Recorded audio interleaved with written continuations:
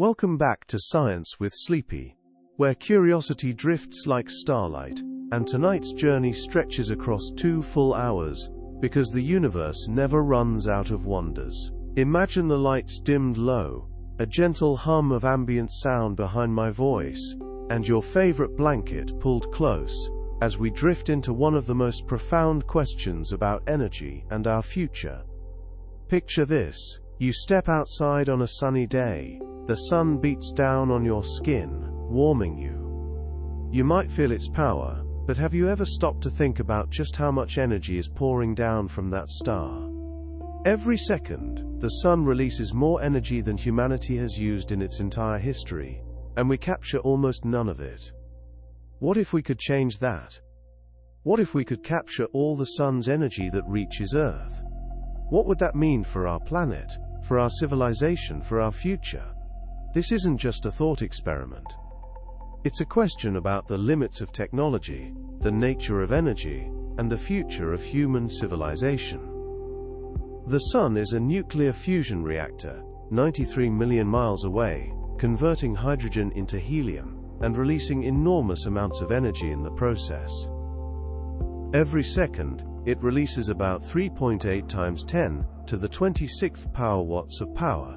That's 380 septillion watts. To put that in perspective, if you could convert the sun's total energy output into electricity, it would power every light bulb on Earth for billions of years. But we're not trying to capture all of the sun's energy. We're asking what would happen if we could capture all the energy that reaches Earth. That's still an enormous amount. Every second, Earth receives about 173,000 terawatts of solar energy. That's 173 petawatts.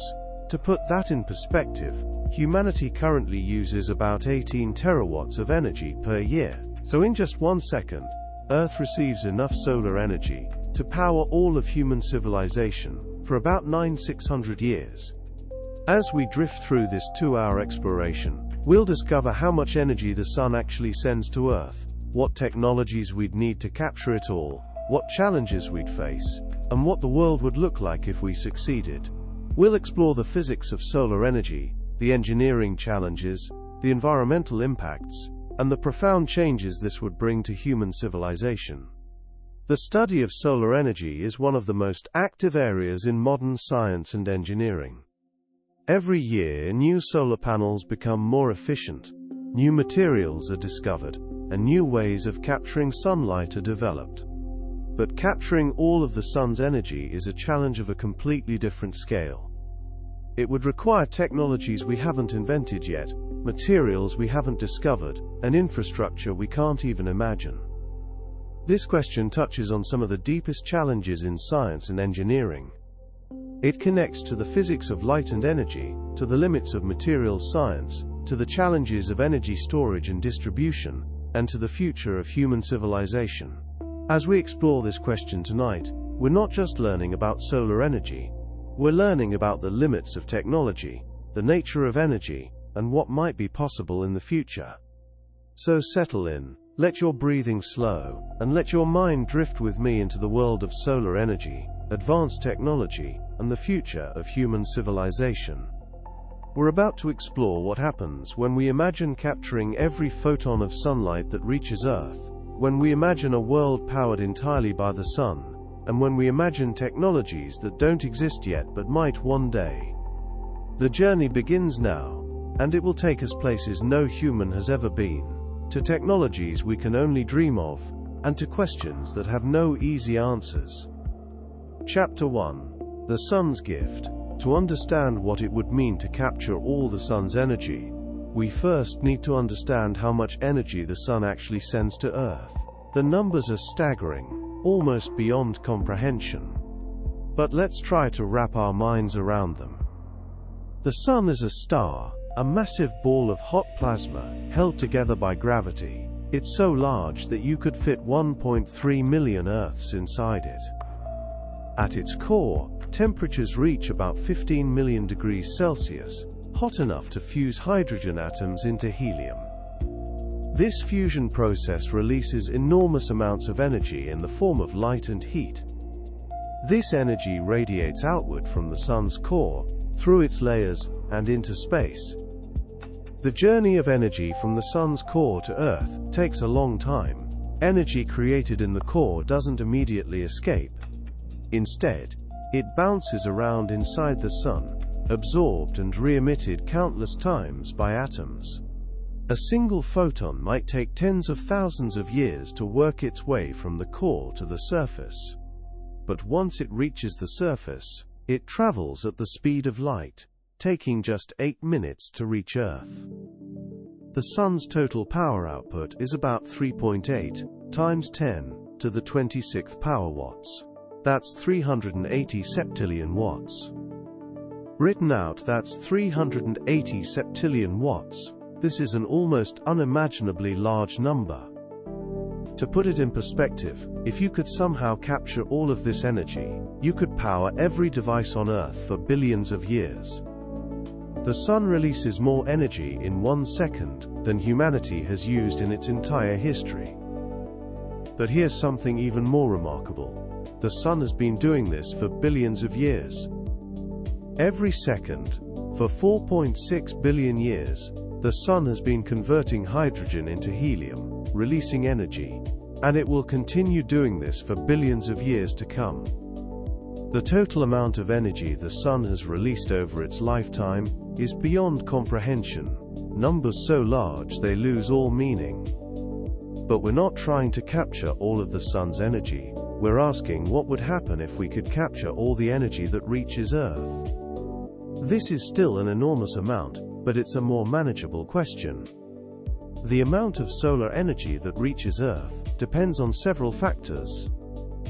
First, there's the distance between Earth and the Sun. Earth orbits the Sun at an average distance of about 93 million miles, or 150 million kilometers. At this distance, the Sun's energy has spread out over a sphere with a radius of 150 million kilometers.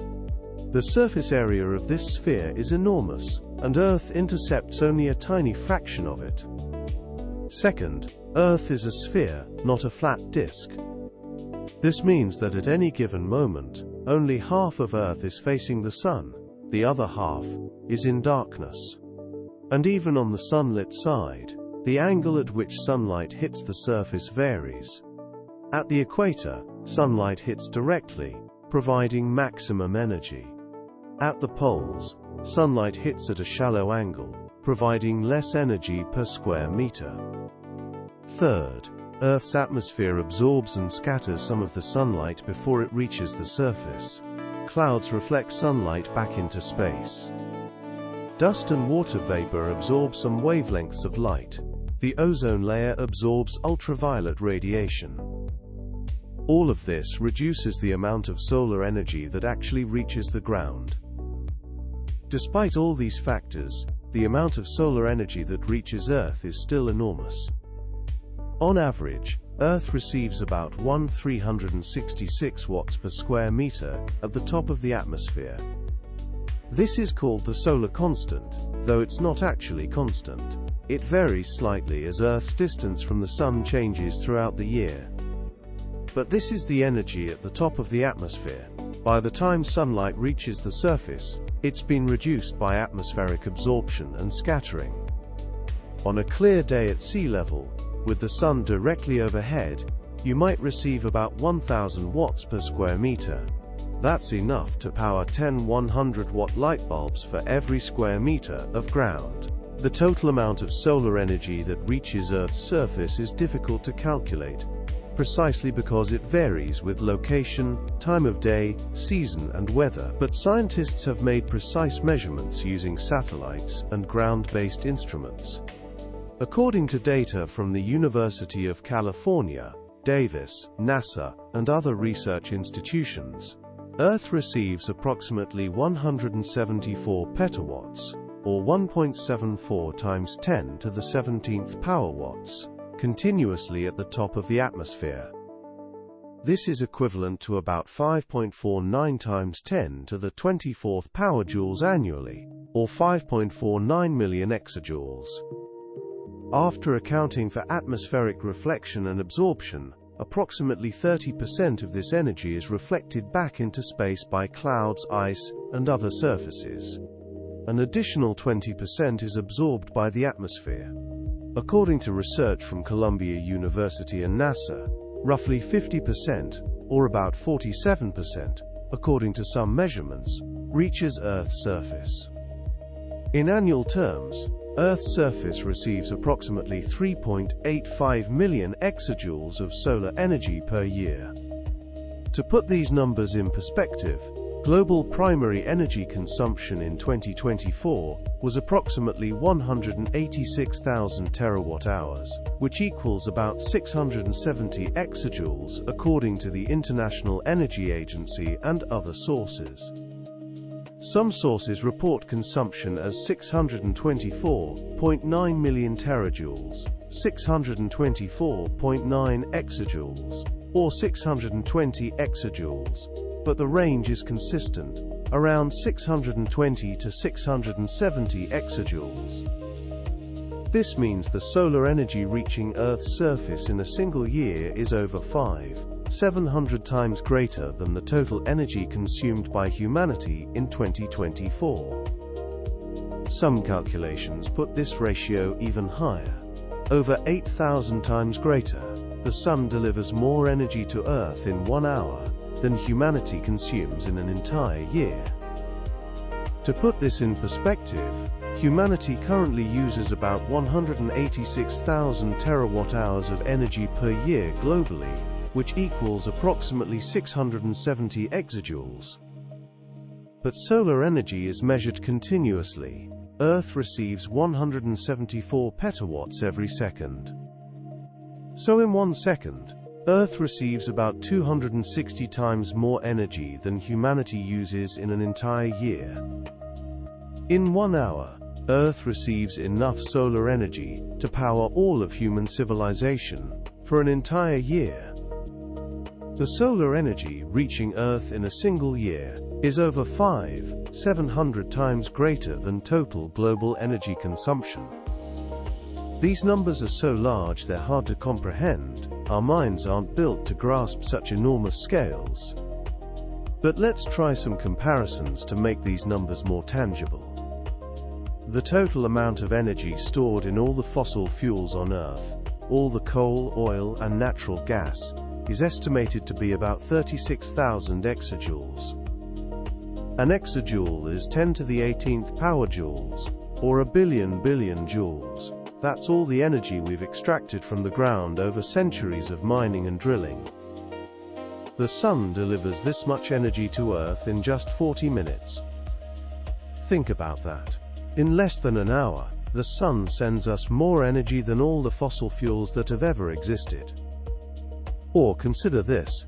According to calculations by Columbia University and other research institutions, the solar energy reaching Earth in 1 hour exceeds the total annual global energy consumption, with global energy consumption at approximately 186,000 terawatt-hours per year in 2024, and solar energy delivering over 700 times that amount annually. 1 hour of sunlight contains enough energy to power humanity for an entire year. 1 hour of sunlight contains more energy than all the fossil fuels that have ever existed on Earth. We're talking about energy on a scale that dwarfs everything we've ever known. Let's try another comparison. Imagine if you could store all the solar energy that reaches Earth in 1 day. With Earth receiving 3.85 million exajoules annually, that's about 500 exajoules per day. Global energy consumption is about 670 exajoules per year, or about 1.8 exajoules per day. This means 1 day of solar energy could power humanity for about 800 years. 1 day. That's how much energy the Sun sends us. And it does this every single day. Without fail, without interruption, without cost. Or think about it this way. With Earth receiving 174 petawatts continuously, and global energy consumption at about 670 exajoules per year, which equals about 21 terawatts continuously. The energy in 1 second of sunlight reaching Earth is equivalent to about 8,300 years of human energy consumption at current rates. Every second. Tick. That's 8,300 years of energy. Tick. Another 8,300 years. Tick. Another 8,300 years. The numbers are staggering, almost beyond belief. The distribution of this energy across Earth's surface is not uniform, and understanding this variation helps us understand the challenge of capturing it all. The equator receives more energy per square meter than the poles, because sunlight hits the equator more directly. At the equator, the sun is often directly overhead, so its rays travel through less atmosphere and hit the ground at a steep angle. At the poles, sunlight hits at a shallow angle, spreading the same amount of energy over a larger area. Deserts receive more energy than cloudy regions, because clouds reflect and absorb sunlight before it reaches the ground. A desert might receive 500 kilowatt-hours per square meter per year, while a cloudy region might receive only 1,000 kilowatt-hours. This variation is significant, but even the cloudiest regions receive enormous amounts of energy. The amount also varies throughout the day and year. At noon, when the sun is highest in the sky, you receive maximum energy. At sunrise and sunset, when the sun is low, you receive much less. During summer, when days are longer and the sun is higher, you receive more energy than during winter. These daily and seasonal variations are predictable, but they add complexity to capturing solar energy. But even accounting for all these variations, latitude, weather, time of day, season, the total amount is enormous. Even if we only captured energy from the sunniest regions, or only during peak hours, we'd still have more than enough to power civilization. The challenge isn't the amount of energy available. It's capturing and using it efficiently. According to research by the National Renewable Energy Laboratory, if you could capture all the solar energy that falls on just the land area of Earth, ignoring oceans, which cover about 71% of the planet, you'd have enough energy to power human civilization many times over. The land area of Earth is about 150 million square kilometers. If you covered just 1% of this land with solar panels operating at 20% efficiency, which is typical for modern solar panels, you'd generate about 3,000 terawatts of power, which is about 167 times humanity's current energy consumption. But we're asking a different question. What if we could capture all of the sun's energy that reaches Earth, not just 1% of the land area but all of it? Every photon of sunlight, everywhere on Earth, all the time. This would require covering Earth's entire surface with solar collectors. Not just the land, but the oceans too, and not just during the day, but somehow capturing energy at night as well. This is clearly impossible with current technology, and probably impossible with any technology we can imagine. But let's explore what it would mean if we could do it. The first challenge is that Earth is a sphere, and only half of it faces the sun at any given time. So even if we covered the entire surface with perfect solar collectors, we'd only be capturing energy on half the planet at once. The other half would be in darkness. But what if we could capture energy in space, before it reaches Earth? What if we could build a solar collector in orbit that captures sunlight before it's absorbed by the atmosphere? This would allow us to capture energy 24 hours a day without interference from clouds or atmospheric absorption. The concept of space-based solar power has been proposed since the 1960s. The idea is to build large solar arrays in space, where sunlight is constant and uninterrupted. These arrays would convert sunlight into electricity, then beam it down to Earth using microwaves or lasers. This would allow us to capture solar energy 24 hours a day, regardless of weather or time of day. But even space-based solar power has limits. You can't capture all of the sun's energy from a single point in space. The energy spreads out, and you can only intercept what passes through your collector. To capture a significant fraction of the sun's energy, you'd need collectors that are enormous, spanning thousands or millions of kilometers. Another approach would be to build collectors on Earth's surface that track the sun, maximizing the amount of energy captured. But even with perfect tracking, you're limited by the amount of sunlight that reaches each square meter of ground. And you still have the problem of night, when no sunlight reaches the surface at all. So capturing all of the sun's energy that reaches Earth is probably impossible, at least in any practical sense. But what if we could capture a much larger fraction than we do now? What if we could capture 10%, or 50%, or even 90%? What would that mean? Currently, we capture almost none of the sun's energy. According to the International Energy Agency and other sources, solar power accounted for about 12% of global renewable energy consumption in 2024. But renewables themselves still represent a relatively small fraction of total energy production. Most of our energy comes from fossil fuels, which are essentially stored solar energy from millions of years ago. In 2024, oil remained the world's largest energy source, meeting 34% of global demand, followed by coal and natural gas. But we're using that stored energy much faster than it was created, which is why fossil fuels are finite. The solar revolution is already underway. In 2024, solar generation is set to eclipse nuclear power for the first time globally, marking a historic milestone. Solar energy is growing faster than any other energy source, with installations increasing exponentially year after year.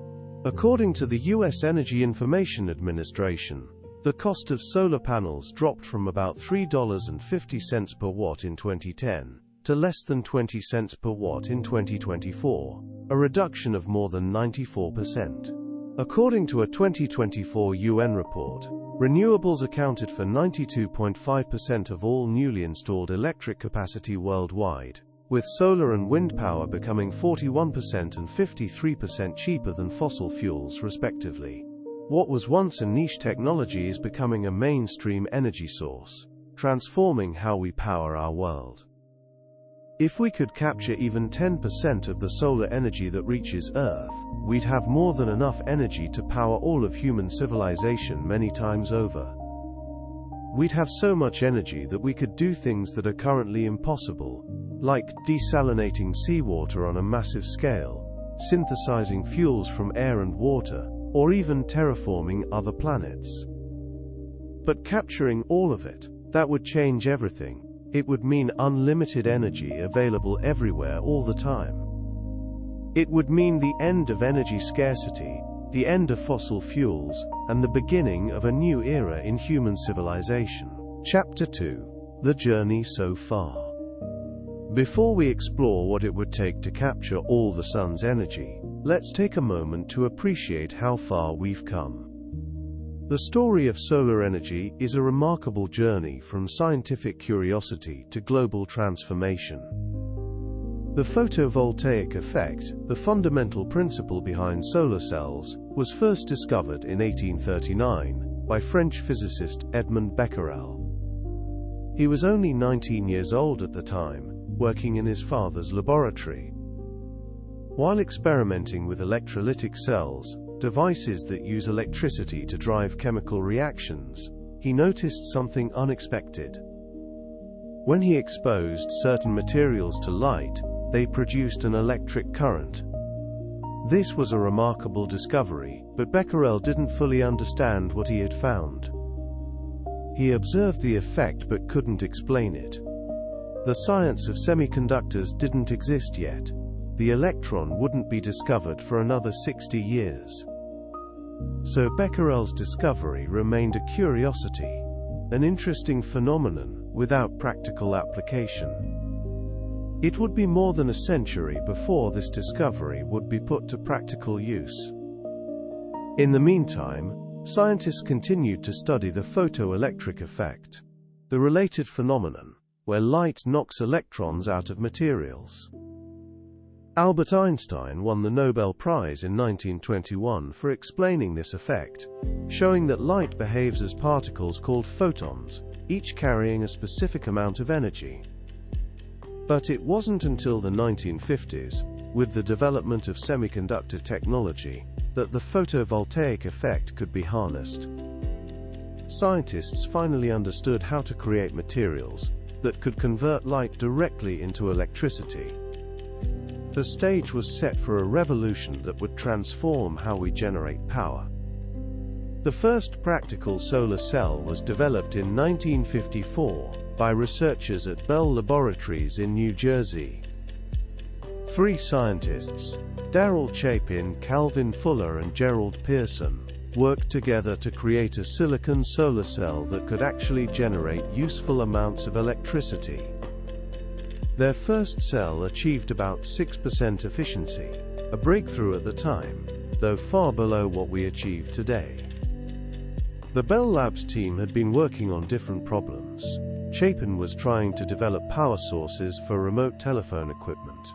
Fuller was studying silicon crystals. Pearson was experimenting with semiconductors. When they combined their knowledge, they created something revolutionary. A device that could convert sunlight directly into electricity. These early cells were expensive, costing hundreds of dollars per watt. To put that in perspective, modern solar panels cost less than $1 per watt. But cost wasn't the main concern for the first applications. These early cells were primarily used in space applications, where cost was less important than reliability. In space, you can't send someone to fix a broken generator. You need something that will work reliably for years without maintenance. Solar panels were perfect for this. The first major application was on Vanguard 1, a small satellite launched in 1958. It was the fourth satellite ever launched, and the first to use solar cells. The satellite is still in orbit today, though its batteries died long ago. But those early solar cells proved that the technology worked, even in the harsh environment of space. The space race accelerated solar technology development. Satellites needed reliable power sources, and solar panels proved ideal. Vanguard 1, launched in 1958, was the first satellite to use solar cells, and it's still in orbit today, though its batteries died long ago. The International Space Station, launched decades later, uses solar arrays spanning 500 square meters to generate about 120 kilowatts of power. Back on Earth, solar energy remained expensive and niche for decades. Throughout the 1960s and 1970s, solar cells were primarily used in specialized applications: remote weather stations, navigation buoys, calculators, and watches. These were small applications, where the convenience of solar power outweighed the cost. But starting in the 1970s, everything began to change. The oil crisis of 1973 sent energy prices soaring, making people realize how dependent they were on fossil fuels. Suddenly, alternative energy sources became more attractive. Governments began investing in solar research, hoping to reduce dependence on foreign oil. The 1980s and 1990s saw gradual improvements in efficiency and cost reduction. Solar cell efficiency improved from about 10% to 15%. Manufacturing processes became more efficient, reducing costs.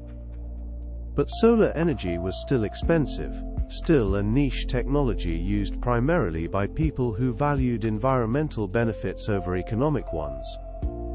By the 2000s, everything accelerated. Government incentives, particularly in Germany and later in other countries, created markets for solar energy. Feed-in tariffs guaranteed that people who installed solar panels would be paid for the electricity they generated. This created demand, which drove manufacturing scale, which reduced costs. At the same time, manufacturing moved to China, where lower labor costs and government support created massive scale. Chinese companies invested billions in solar manufacturing, driving costs down dramatically. The cost of solar panels dropped by more than 90% between 2010 and 2020, making solar energy economically viable for the first time in history. The transformation has been remarkable. In 1984, the United States generated about 5 million kilowatt-hours from solar power. By 2023, that number had grown to 238 billion kilowatt-hours, a 600-fold increase. In 2024, the United States generated 303.8 terawatt-hours of solar electricity, with utility-scale solar power contributing 219.8 terawatt-hours, and small-scale photovoltaic systems contributing the remaining 84 terawatt-hours. Solar accounted for 66% of all new electricity generation capacity added in the United States in 2024. By the end of 2024, the United States had 239 gigawatts of installed photovoltaic and concentrated solar power capacity combined. Globally, solar capacity reached 2 terawatts in 2024, with more capacity added in the past 2 years than in the previous 68 years combined. China has led this expansion, adding 374 gigawatts of solar capacity in 2024 alone. The United States added 38.3 gigawatts in 2024, a 54% increase from the previous year. Globally, renewables accounted for 92.5% of all newly installed electric capacity in 2024, with solar and wind power becoming significantly more affordable, 41% and 53% cheaper than fossil fuels respectively. These aren't just numbers, they represent millions of solar panels installed on rooftops, in fields, and floating on reservoirs, transforming how we generate electricity. The largest solar farms in the world showcase this scale. The Bhadla Solar Park in Rajasthan, India, spans 14,000 acres and generates 2.25 gigawatts of power, enough to power over 1.5 million homes. The Tenga Desert Solar Park in China, also known as the Great Wall of Solar, covers 43 square kilometers and generates 1.5 gigawatts. The Noor complex in Morocco uses concentrating solar power technology and generates 580 megawatts, with the ability to store energy for up to 7 hours after sunset. These massive installations demonstrate that large-scale solar energy is not just possible, but already happening on a scale that would have seemed impossible just a decade ago. But we're still just scratching the surface. Even with 2 terawatts of global solar capacity, we're capturing less than 0.001% of the solar energy that reaches Earth. According to the International Energy Agency, solar power accounted for about 12% of global renewable energy consumption in 2024. But renewables themselves still represent a small fraction of total energy consumption. Fossil fuels continue to dominate, with oil meeting 34% of global energy demand in 2024. A McKinsey report projects that fossil fuels will still account for 41 to 55% of global energy use by 2050, down from 64% today. The potential for growth is enormous, limited more by our willingness to invest than by any physical constraint. Chapter 3: The Technology Challenge. To capture all the sun's energy that reaches Earth, we'd need technologies that don't exist yet. Some of these technologies might be possible with current science. Others might require breakthroughs we can't even imagine. Let's explore what would be needed. The most obvious challenge is coverage. To capture all solar energy, we'd need collectors covering Earth's entire surface. But Earth is huge, about 510 million square kilometers total, with 149 million square kilometers of land and 361 million square kilometers of ocean. Covering all of this with solar panels would require an unimaginable amount of material. Modern solar panels are made of silicon, a common element but one that requires significant energy to process and manufacture. To cover Earth's entire surface with silicon solar panels, you'd need about 10 to the 18th power kilograms of silicon. That's a billion kilograms. The entire mass of Earth is about 6 times 10 to the 24th power kilograms. So you'd need about 0.00017% of Earth's total mass. That might sound small, but it's still an enormous amount of material. But silicon isn't the only option. Researchers are developing new types of solar cells, made from different materials. Perovskite solar cells, for example, can be made thinner and lighter than silicon cells, and they can be printed onto flexible surfaces.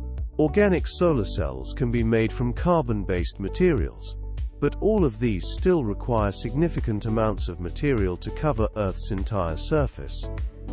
Another challenge is efficiency.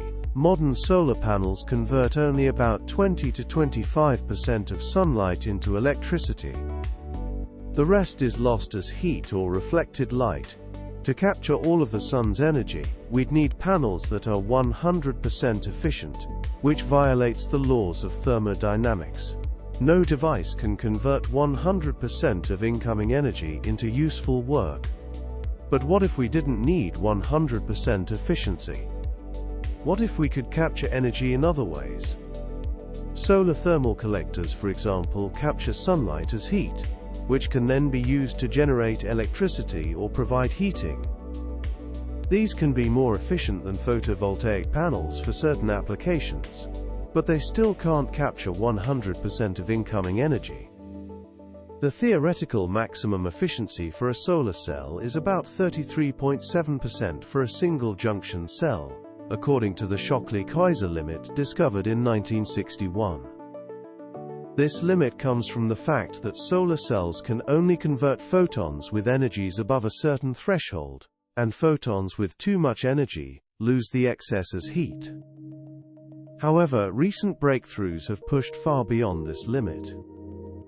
Multi-junction cells, which use multiple layers to capture different wavelengths of light, have achieved efficiencies over 46% under concentrated sunlight in laboratory settings. Production modules using concentrator photovoltaics have reached near 40% efficiency, with system-level efficiencies around 30%. Perovskite solar cells represent another revolutionary development. These cells use perovskite-structured compounds as light absorbers and have seen rapid efficiency improvements. By 2025, single-junction perovskite cells have reached 27% efficiency, while silicon-based tandem cells combining perovskite and silicon have achieved 34.85% efficiency. Perovskite cells are also cheaper and simpler to manufacture than traditional silicon cells, though challenges remain regarding long-term stability and sensitivity to moisture. Quantum dot solar cells offer another promising pathway. These cells utilize nanoscale semiconductor particles with adjustable band gaps, allowing them to absorb a broader spectrum of sunlight. As of 2022, quantum dot cells have exceeded 18.1% efficiency, with theoretical potential to reach up to 66% efficiency by utilizing hot photo-generated carriers, electrons that retain excess energy from high-energy photons. Photovoltaic thermal hybrid collectors, or private systems, combine photovoltaic cells with solar thermal collectors, simultaneously generating electricity and capturing usable heat. This dual approach increases overall efficiency and better utilizes the solar spectrum, making them particularly useful in applications requiring both electrical and thermal energy. To understand how these technologies work, we need to understand the physics behind solar cells. This is where the magic happens, where light becomes electricity. It's a beautiful process, elegant in its simplicity, yet complex in its details. When sunlight hits a solar cell, photons, particles of light, strike the semiconductor material. Think of photons as tiny packets of energy, each carrying a specific amount. The energy depends on the color of the light. Blue photons carry more energy than red photons, for example. If a photon has enough energy, it can knock an electron loose from its atom. This creates what's called an electron-hole pair. The electron is now free to move, and where it was, there's a hole, a positive charge waiting for an electron to fill it. This is the fundamental process. Light creates charge carriers. But creating charge carriers isn't enough. You need to separate them, to create a flow of current. This is where the p-n junction comes in, the heart of every solar cell. This happens at the p-n junction, where two types of semiconductor materials meet. One side, the p-type, has been doped with atoms that create an excess of positive charges called holes. The other side, the n-type, has been doped with atoms that create an excess of negative charges, electrons. This creates an electric field at the junction, like a one-way gate. When light creates electron-hole pairs near this junction, the electric field separates them immediately. Electrons are pushed toward the n side, holes toward the p side. This separation creates a voltage, a difference in electrical potential between the two sides. When you connect the two sides with a wire, electrons flow from the n side through the wire to the p side, creating an electric current. This current can power devices, charge batteries, or feed into the electrical grid. It's a continuous process. As long as light is shining, photons are creating electron-hole pairs, the junction is separating them, and current is flowing. The solar cell is essentially a light-powered pump, moving electrons around a circuit. The efficiency of this process depends on the band gap, a fundamental property of the semiconductor material. The band gap is the energy difference between the valence band, where electrons normally reside, bound to their atoms, and the conduction band, where they can move freely, creating current. Think of it like this. Electrons in the valence band are like people sitting in chairs. They're comfortable, stable, but they can't move around. To get them moving, you need to give them enough energy to jump up, to reach the conduction band, where they're free to move. The band gap is the height of that jump. Photons with energy less than the band gap can't create electron-hole pairs. They're like people trying to jump but not having enough strength. These photons pass through the material unused, their energy wasted. This is one source of inefficiency. Low-energy photons can't contribute to electricity generation. Photons with energy greater than the band gap create electron-hole pairs, but here's the problem. The excess energy is lost as heat. If a photon has twice the energy needed, only half of it goes into creating the electron-hole pair. The rest becomes heat, warming the solar cell and reducing its efficiency. This is another source of inefficiency. High-energy photons waste their excess energy. This is why the Shockley-Queisser limit exists, a fundamental limit discovered in 1961 by William Shockley and Hans Queisser. They calculated that no single-junction solar cell can capture more than about 33.7% of the energy in sunlight, even under perfect conditions. This limit comes from the physics of semiconductors, from the mismatch between the continuous spectrum of sunlight and the discrete bandgap of a single material. But this limit only applies to single-junction cells. By using multiple materials with different bandgaps, we can capture more of the solar spectrum, pushing efficiency higher. This is the principle behind multi-junction cells, which stack multiple layers, each optimized for different wavelengths of light. Multi-junction cells overcome this by stacking multiple layers, each with a different bandgap, tuned to different wavelengths of light. The top layer captures high-energy photons, while lower layers capture lower-energy photons that pass through. This is why they can achieve such high efficiencies, though at much higher cost. Recent breakthroughs continue to push these limits. In January 2025, Trina Solar set a new world record with solar modules, achieving 25.44% efficiency using heterojunction technology. Perovskite silicon tandem cells have reached 33.9% efficiency in laboratory settings. These aren't just incremental improvements, they represent fundamental advances in materials, science, and engineering. Even with perfect efficiency, we'd still face the challenge of covering Earth's entire surface. But what if we didn't need to cover the surface? What if we could capture energy in space, where there's more room and sunlight is constant? Space-based solar power has been studied for decades. The basic idea is to build large solar arrays in geostationary orbit, where they'd always be in sunlight. These arrays would convert sunlight into electricity, then beam it down to Earth using microwaves or lasers. The receiving stations on Earth would convert the beamed energy back into electricity. The advantage of space-based solar power is that it avoids many of the limitations of ground-based systems. There's no night, no clouds, no atmospheric absorption. Sunlight in space is about 30% more intense than on Earth's surface, because there's no atmosphere to absorb or scatter it. But space-based solar power has its own challenges. Building and launching solar arrays into space is expensive. The International Space Station, for example, cost about $150 billion to build and maintain.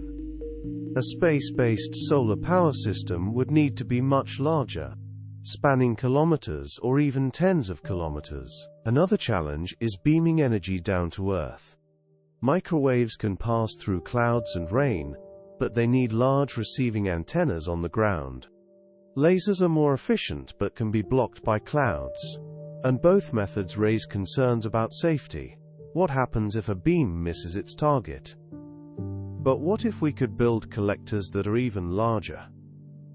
What if we could build a Dyson sphere, a structure that completely surrounds a star and captures all of its energy?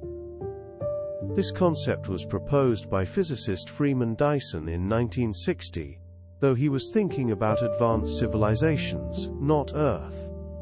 A true Dyson sphere, a solid shell completely surrounding a star, is physically impossible due to gravitational and structural forces. However, several variations have been proposed, each with different levels of feasibility.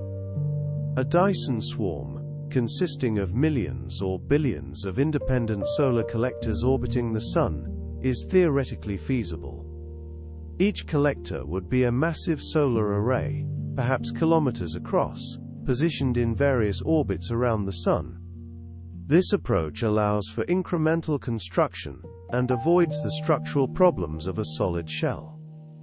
A Dyson ring would be a single massive ring of solar collectors orbiting the star at Earth's distance.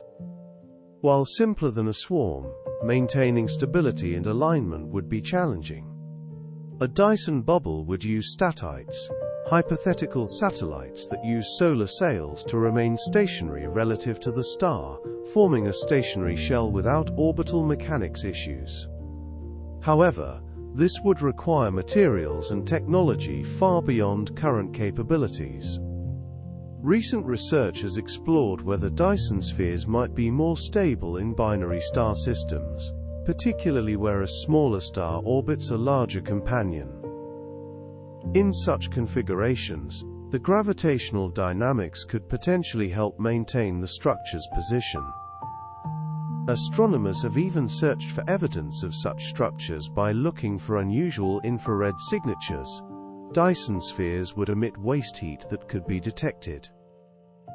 Projects like Hephaistos have analyzed data from multiple telescopes, setting upper limits on the prevalence of partial Dyson spheres in the Milky Way, though none have been confirmed to date.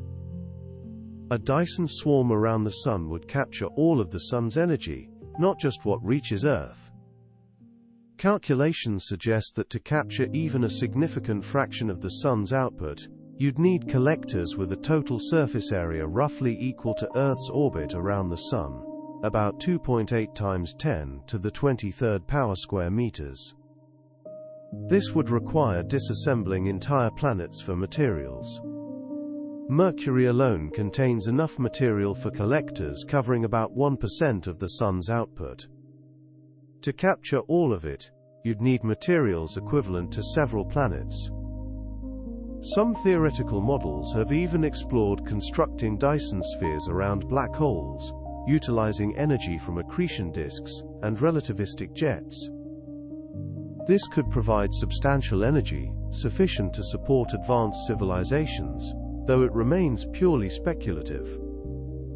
The energy captured by such a structure would be unimaginable, enough to power civilizations far beyond anything we can imagine. But building such a structure would require technologies and capabilities far beyond our current understanding. For now, we're focusing on capturing the energy that reaches Earth, which is already more than 10,000 times humanity's current energy consumption. Another approach would be to use nanotechnology to create ultra-thin, ultra-efficient solar collectors. Imagine solar cells that are just a few atoms thick, so light and flexible that they could be deployed like paint or fabric. These could cover surfaces without adding significant weight or cost. Researchers are already working on such technologies. Perovskite solar cells can be made extremely thin, and they can be printed onto flexible surfaces. Carbon nanotubes and graphene could potentially be used to create ultra-thin, ultra-strong solar collectors. One particularly exciting development is transparent solar technology. Researchers have developed window coatings that can capture solar energy without obstructing light or views. These systems use cholesteric liquid crystals to redirect ambient light to the edges of windows, where it's captured by integrated photovoltaic cells. This means every window in every building could potentially generate electricity while still functioning as a window. Bifacial solar panels, which capture sunlight from both sides, can increase energy generation by 10 to 20% compared to traditional panels.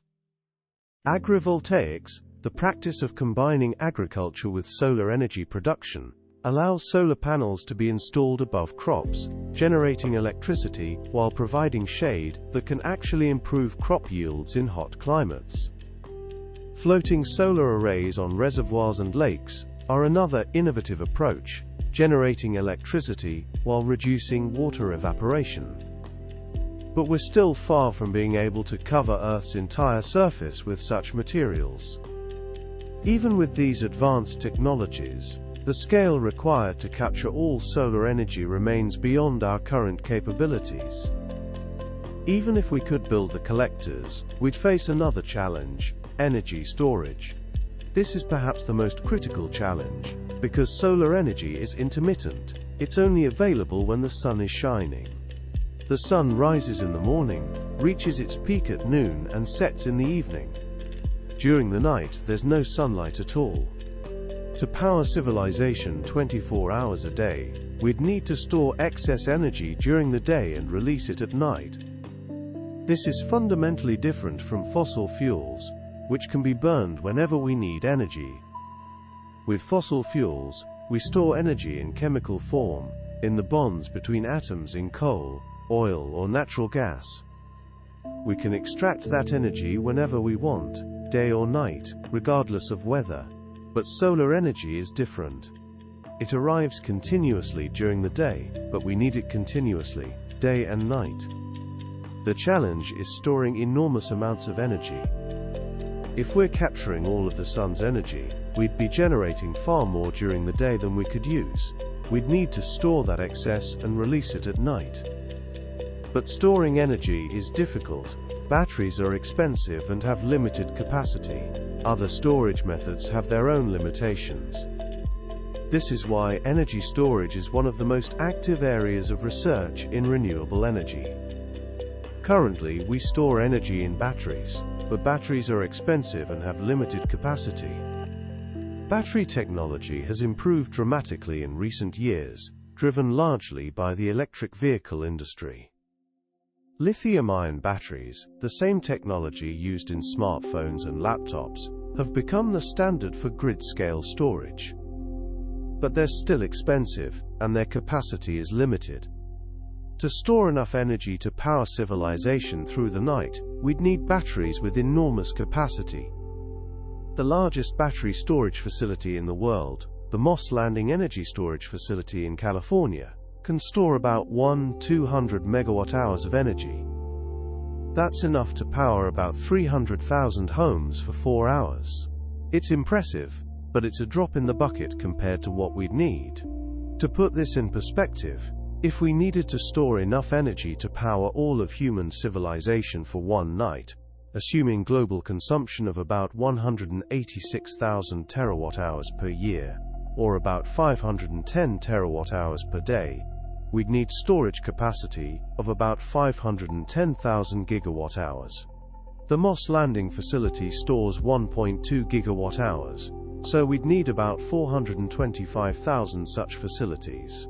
That's assuming we could even build them, which would require enormous amounts of lithium, cobalt, and other materials. The environmental impact of mining these materials would be significant, and the cost would be astronomical. But battery technology is improving. New chemistries are being developed that could store more energy at lower cost. Solid-state batteries, which replace liquid electrolytes with solid materials, could be safer and more energy-dense.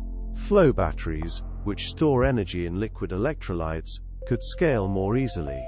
But even with these improvements, batteries alone probably can't solve the storage challenge at the scale we're imagining.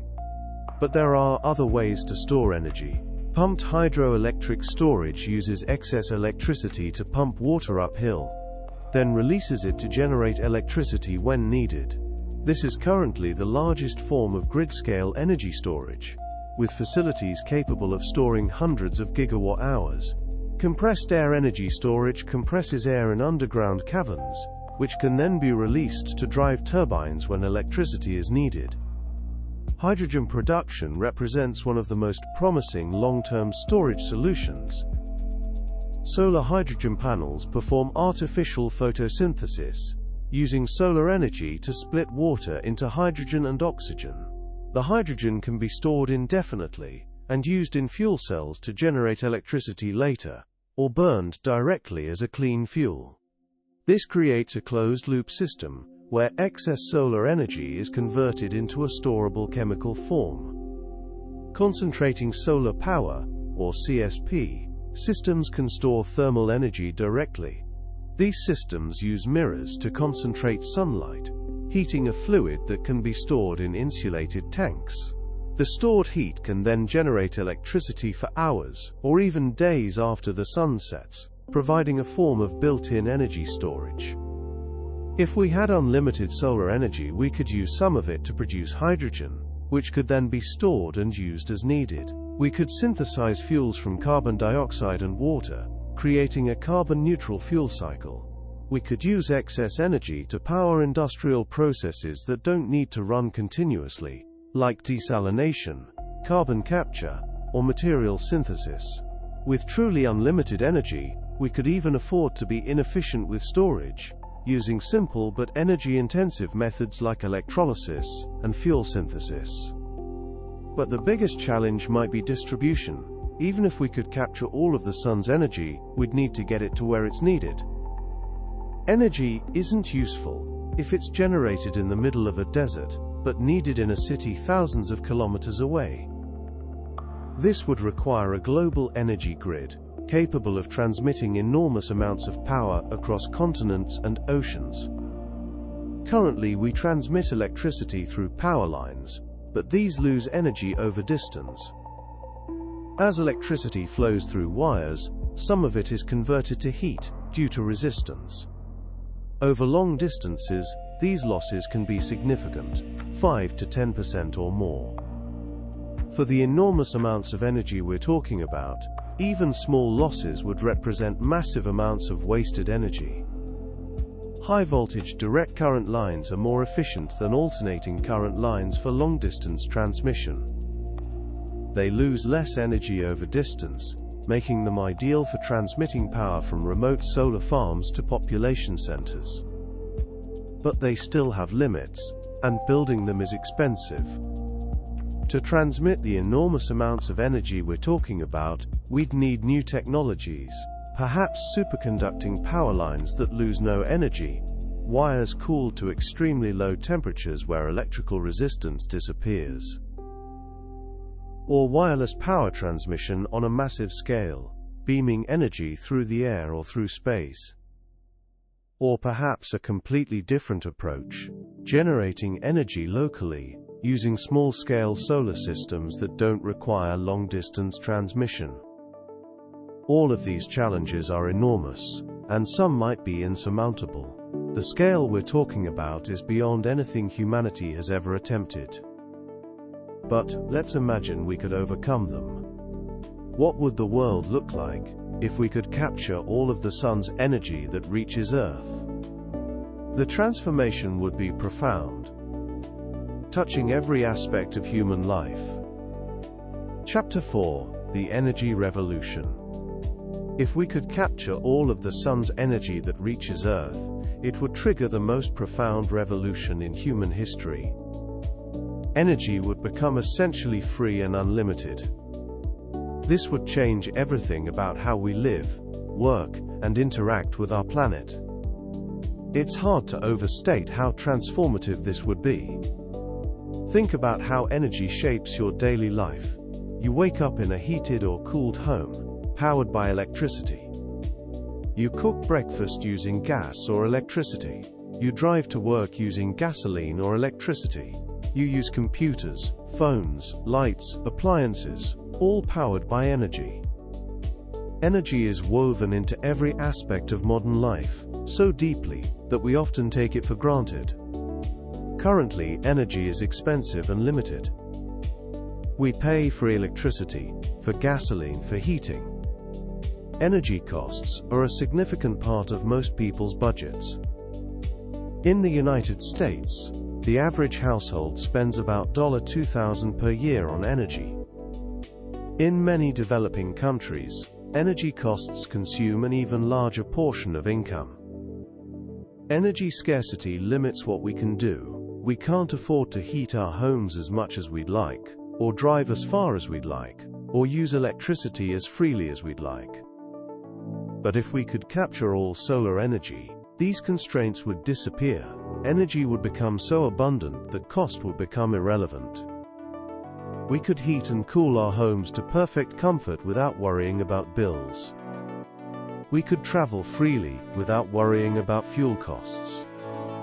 We could use electricity for anything we wanted, anytime we wanted. The psychological shift alone would be profound. The end of energy anxiety, the freedom to use energy without constraint. This would ripple through every aspect of society. Manufacturing would become cheaper because energy costs would disappear. Transportation would become cheaper because fuel costs would disappear.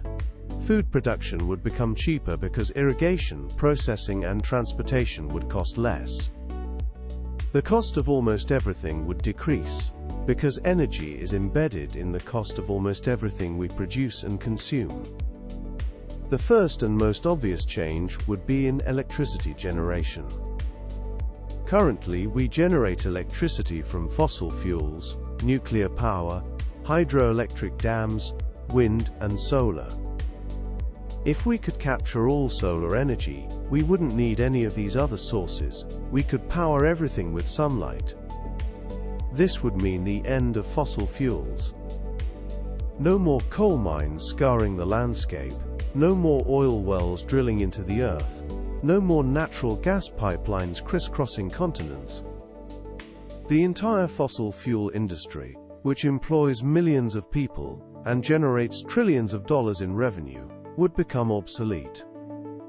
This would be a massive economic disruption, but it would also eliminate the primary source of greenhouse gas emissions. The fossil fuel industry is enormous.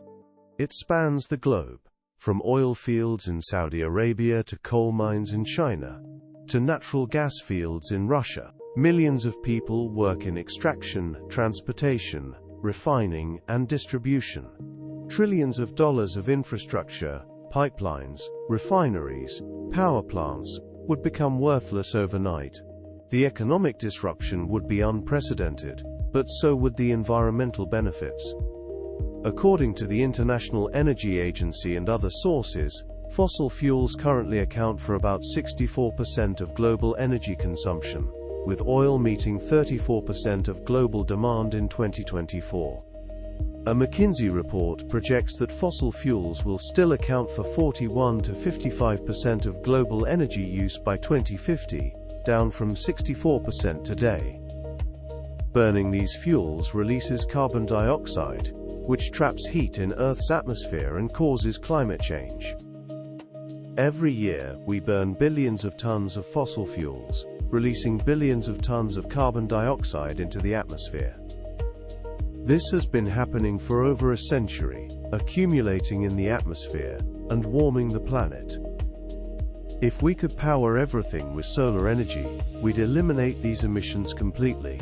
No more carbon dioxide from power plants, no more carbon dioxide from vehicles, no more carbon dioxide from industrial processes.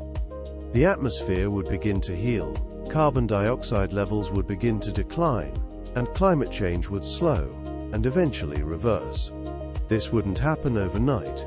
The carbon dioxide already in the atmosphere would take centuries to be absorbed, but the trend would reverse. The environmental benefits would be immediate and profound.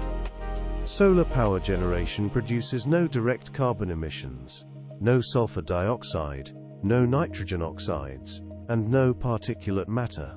These pollutants cause respiratory illnesses, heart disease, and premature death.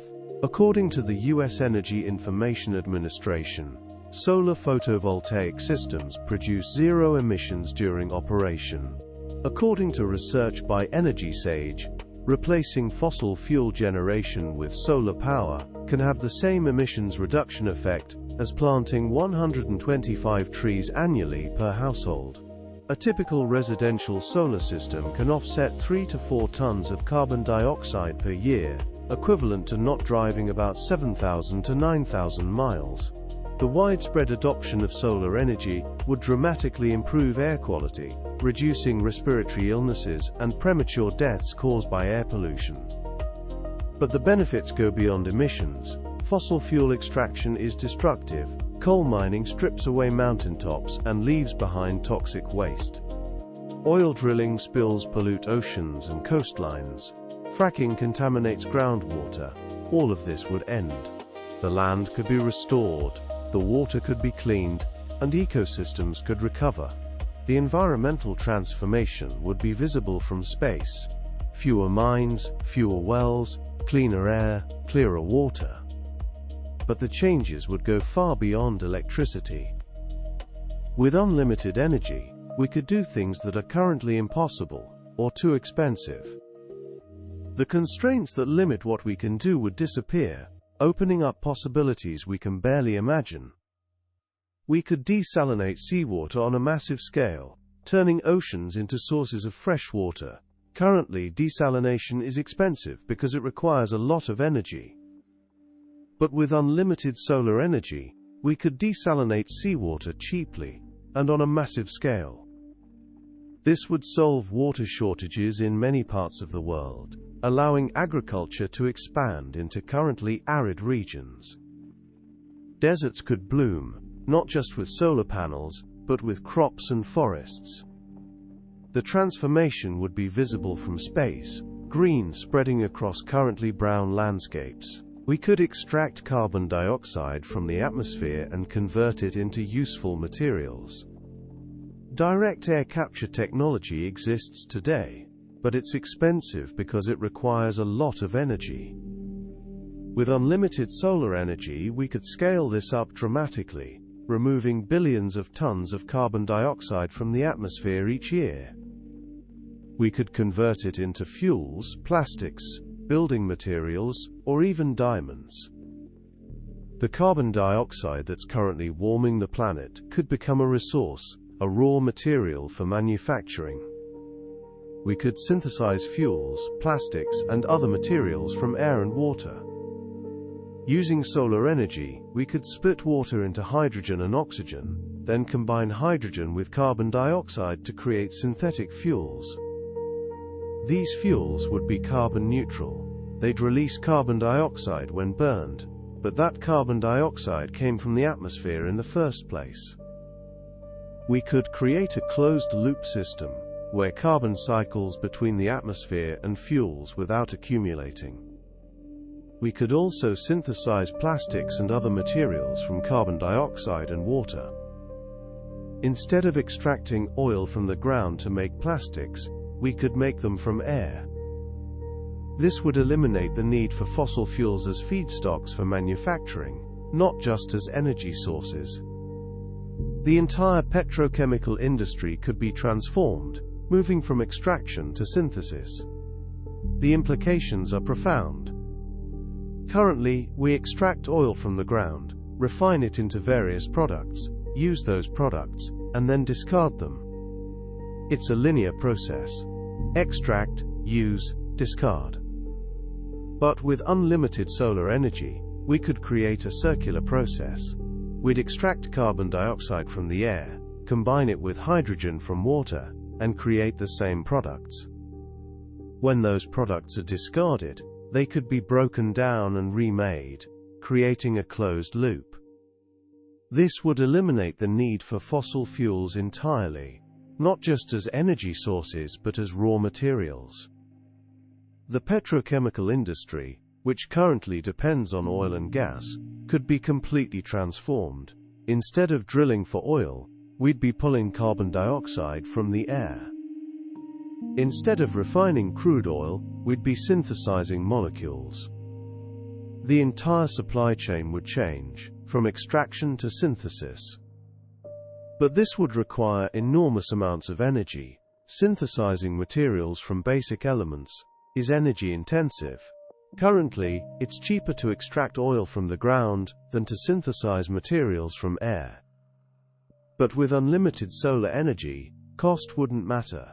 We could afford to be inefficient, using energy-intensive processes that create exactly what we need, when we need it. Desalination is currently expensive because it requires a lot of energy. The most common method, reverse osmosis, forces seawater through membranes that filter out salt. This requires high pressure, which requires energy. Currently, desalination costs about $1 to $2 per cubic meter of water, making it too expensive for most applications. But with unlimited solar energy, we could desalinate seawater cheaply and on a massive scale. Imagine desalination plants lining coastlines, powered entirely by solar energy, producing fresh water from seawater.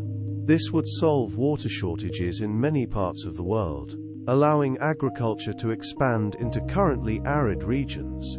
The Middle East, which has abundant sunlight but limited fresh water, could become an agricultural powerhouse. Deserts could bloom, not just with solar panels, but with crops and forests. The transformation would be visible from space, green spreading across currently brown landscapes. But desalination is just one way unlimited energy would transform water. We could also pump water over long distances, from water-rich regions to water-poor regions. We could build massive irrigation systems, turning deserts into farmland.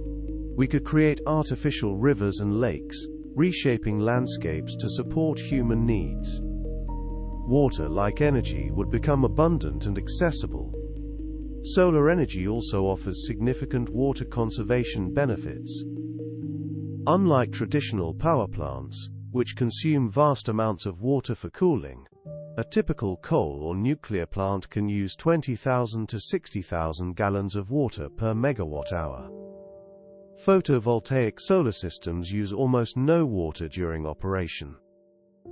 According to the Union of Concerned Scientists, solar photovoltaic systems use essentially 0 gallons of water per megawatt hour during operation, compared to 20,000 to 60,000 gallons for coal and nuclear plants. This is particularly important in arid regions where water is scarce. In the United States alone, power plants consume about 40% of all freshwater withdrawals. By replacing water-intensive power generation with solar energy, we could conserve billions of gallons of water annually, enough to meet the needs of millions of people. The water savings would be enormous. In the United States alone, power plants consume about 40% of all freshwater withdrawals. If we replaced all of these with solar panels, we'd free up enormous amounts of water for other uses: agriculture, industry, drinking water. In water-stressed regions, this could be transformative, allowing communities to thrive where they currently struggle. Carbon capture is also energy-intensive. But with unlimited energy, we could extract carbon dioxide from the atmosphere and either store it underground or convert it into useful materials. This could help reverse climate change by removing the excess carbon dioxide we've already released. With unlimited energy, we could also synthesize fuels from carbon dioxide and water. This would create a carbon-neutral fuel cycle.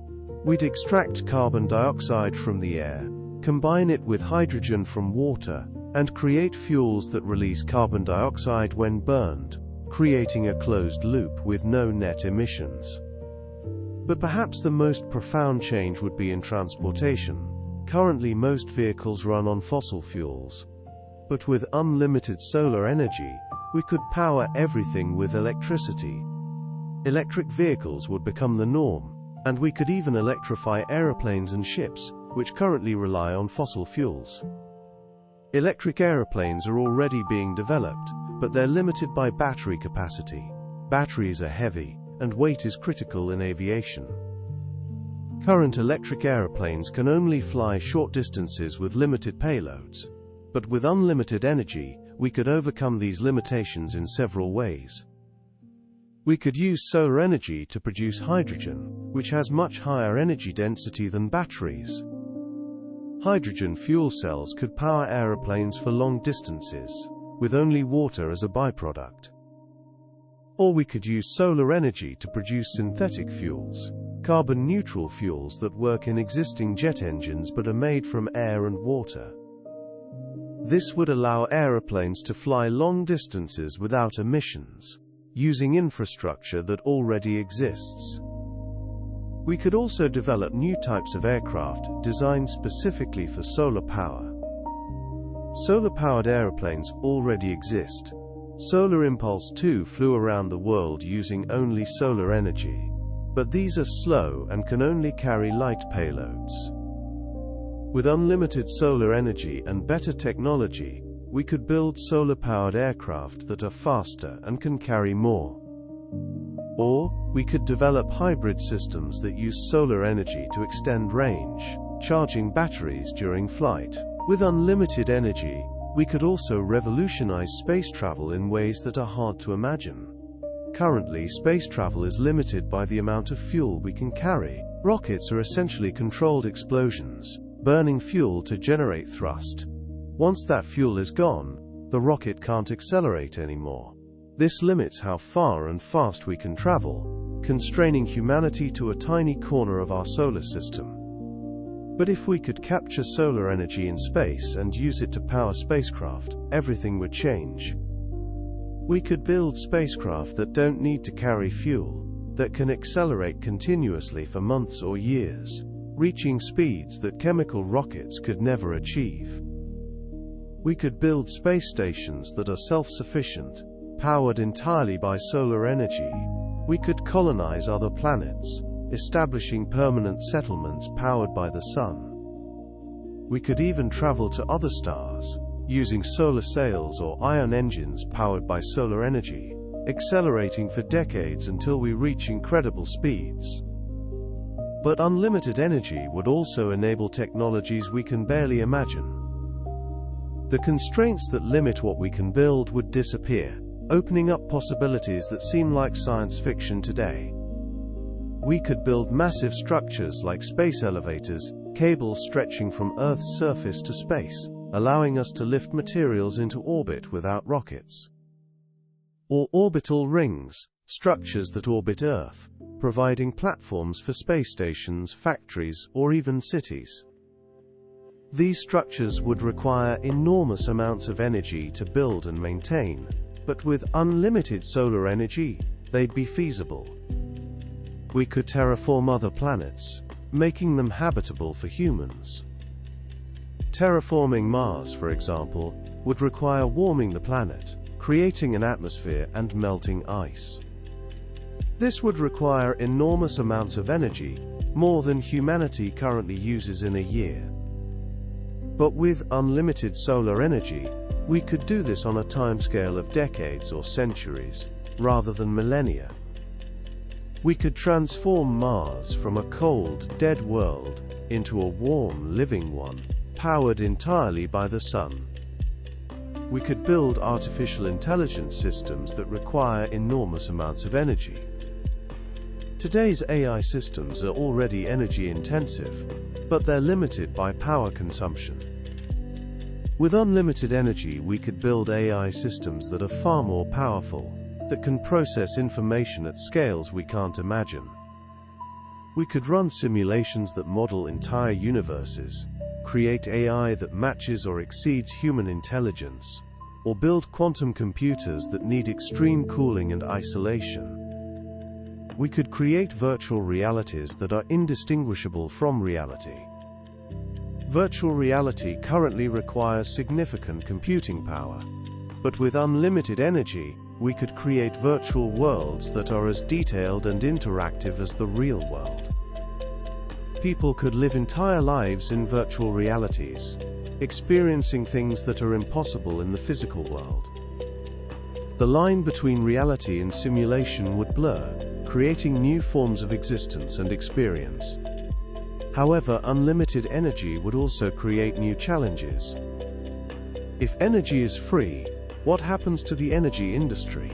Millions of people work in energy production, distribution, and sales. If energy becomes free, these jobs would disappear, creating massive unemployment. But new jobs would also be created. Someone would need to build and maintain the solar collectors. Someone would need to manage the energy grid. Someone would need to develop new technologies that use this unlimited energy. The economy would shift, but it wouldn't collapse. Another challenge would be managing the enormous amount of energy. If we're capturing all of the sun's energy, we'd be generating far more energy than we need. What do we do with the excess? We could store it, but storage has limits. We could use it for industrial processes, but there are only so many things we can do. One possibility is that we'd use excess energy to accelerate economic growth. With unlimited energy, we could build more, produce more, and do more. This could lead to rapid economic expansion, but it could also lead to rapid resource depletion and environmental damage. Another possibility is that we'd use excess energy to improve quality of life. We could power air conditioning and heating systems that make every building perfectly comfortable. We could power transportation systems that make travel fast and free.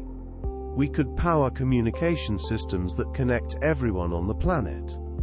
But unlimited energy would also raise questions about equity. Who controls this energy? Who benefits from it? If energy is free, does that mean everyone gets equal access? Or would some people or countries control the technology and charge for it? These are questions we'd need to answer as a society, but the potential benefits are enormous. Unlimited clean energy would solve many of humanity's greatest challenges: climate change, energy poverty, water scarcity, and more. It would enable technologies and ways of living that we can barely imagine. But we're getting ahead of ourselves. Before we can enjoy unlimited energy, we need to figure out how to capture it. And that brings us back to the technological challenges we discussed earlier. Can we actually build collectors that cover Earth's entire surface? Can we store and distribute this energy? Can we overcome all the obstacles? The answer is, probably not, at least not with current technology, but that doesn't mean we shouldn't try. Even capturing a fraction of the sun's energy would be transformative. and as we develop new technologies, that fraction could grow. Chapter 5: The Environmental Impact. Capturing all of the sun's energy would have profound environmental impacts, both positive and negative. This is one of the most important questions we need to consider. What would happen to Earth's climate, ecosystems and environment if we intercepted all incoming sunlight? The answers are complex, and they reveal both the promise and the peril of unlimited energy. The most obvious impact would be on Earth's energy balance. Currently, Earth receives solar energy, uses some of it, and radiates the rest back into space as heat. This balance keeps Earth's temperature relatively stable. The amount of energy coming in equals the amount going out, maintaining an equilibrium that has supported life for billions of years. If we captured all incoming solar energy and converted it into electricity or other forms, we'd be removing energy from this balance. But here's the crucial point. Energy can't be destroyed, only converted. When we convert solar energy into electricity, that electricity is eventually used, and the energy is released as heat. So we're not removing energy from Earth's system, we're just changing how it flows through it. However, there's a subtle but important difference. Currently, much of the solar energy that reaches Earth is reflected back into space by clouds, ice, and other surfaces. This reflection, called albedo, helps keep Earth cool. If we covered Earth's surface with dark solar panels, we'd reduce this reflection, potentially warming the planet.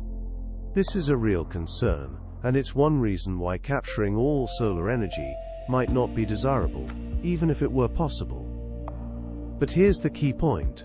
Energy can't be destroyed, only converted. When we convert solar energy into electricity, that electricity is eventually used, and the energy is released as heat. So we're not removing energy from Earth's system, we're just changing how it flows through it. However, there's a subtle but important difference. Currently, much of the solar energy that reaches Earth is reflected back into space by clouds, ice, and other surfaces. This reflection, called albedo, helps keep Earth cool. If we covered Earth's surface with dark solar panels, we'd reduce this reflection, potentially warming the planet. According to research published in Nature Climate Change, covering large areas with solar panels could change local and regional climates. Dark surfaces absorb more sunlight than light surfaces, so they get hotter. This could create heat islands, similar to the urban heat islands created by cities. However, strategic deployment can mitigate these effects. Installing solar panels on rooftops and parking lots uses already developed land, minimizing habitat disruption. Floating solar arrays on reservoirs actually reduce water evaporation while generating electricity. Agrivoltaic systems can improve crop yields in hot climates by providing shade, while the crops help keep the panels cool and more efficient. Transparent solar windows allow buildings to generate electricity without changing their appearance or blocking light. But the impact would depend on how we deploy the solar collectors. If we cover Earth's entire surface with dark panels, we'd significantly reduce Earth's albedo, potentially warming the planet. But if we use reflective or transparent panels, or if we deploy collectors in space, the impact would be different. Another concern is the materials needed to build the collectors. Manufacturing solar panels requires mining, processing, and transportation, all of which have environmental impacts. To cover Earth's entire surface, we'd need enormous amounts of materials, which would require massive mining operations. But once the panels are built, they produce clean energy with no emissions. So the environmental impact would be front-loaded.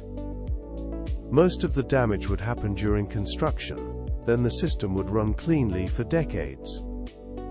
A bigger concern might be what happens to Earth's ecosystems if we cover the entire surface with solar collectors. Plants need sunlight to photosynthesize. If we block all sunlight from reaching the ground, plants would die, and ecosystems would collapse. This is perhaps the strongest argument against trying to capture all solar energy. We can't cover Earth's entire surface without destroying the biosphere. Life on Earth depends on sunlight, and if we intercept all of it, life would end. But what if we only covered part of the surface? What if we covered deserts, which have few plants? Or what if we built floating solar arrays on the ocean, leaving land ecosystems intact? Or what if we built collectors in space, leaving Earth's surface untouched? These approaches would still capture a significant fraction of solar energy while minimizing environmental damage, but they wouldn't capture all of it, which brings us back to our original question. Perhaps the solution is to capture energy in ways that don't block sunlight from reaching the ground. Transparent solar panels, for example, could be installed on windows or other surfaces, capturing energy while still allowing light to pass through. But these are less efficient than opaque panels, and they still wouldn't capture all incoming energy. Another approach would be to capture energy at wavelengths that plants don't use. Plants primarily use visible light for photosynthesis, but they don't use infrared or ultraviolet light. If we could capture energy at these wavelengths while allowing visible light to pass through, we could generate electricity without harming plants. But this is getting into science fiction territory. The reality is that capturing all solar energy would require covering Earth's surface, which would destroy ecosystems. So perhaps the question isn't, what if we could capture all solar energy, but rather, what if we could capture much more than we do now? If we could capture even 10% of solar energy, we'd have more than enough to power civilization, and we could do it in ways that minimize environmental damage. We could cover deserts with solar panels, build floating arrays on reservoirs, install panels on rooftops, and deploy collectors in space. This would still have environmental impacts, but they'd be manageable. We'd need to mine materials, but not on the scale required to cover Earth's entire surface. We'd need to use land, but we could choose land that's already disturbed, or has low ecological value.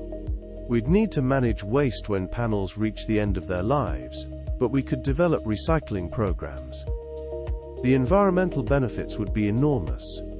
By replacing fossil fuels with solar energy, we'd eliminate greenhouse gas emissions, reduce air pollution, and slow climate change. We'd reduce the need for mining coal and drilling for oil, which have significant environmental impacts.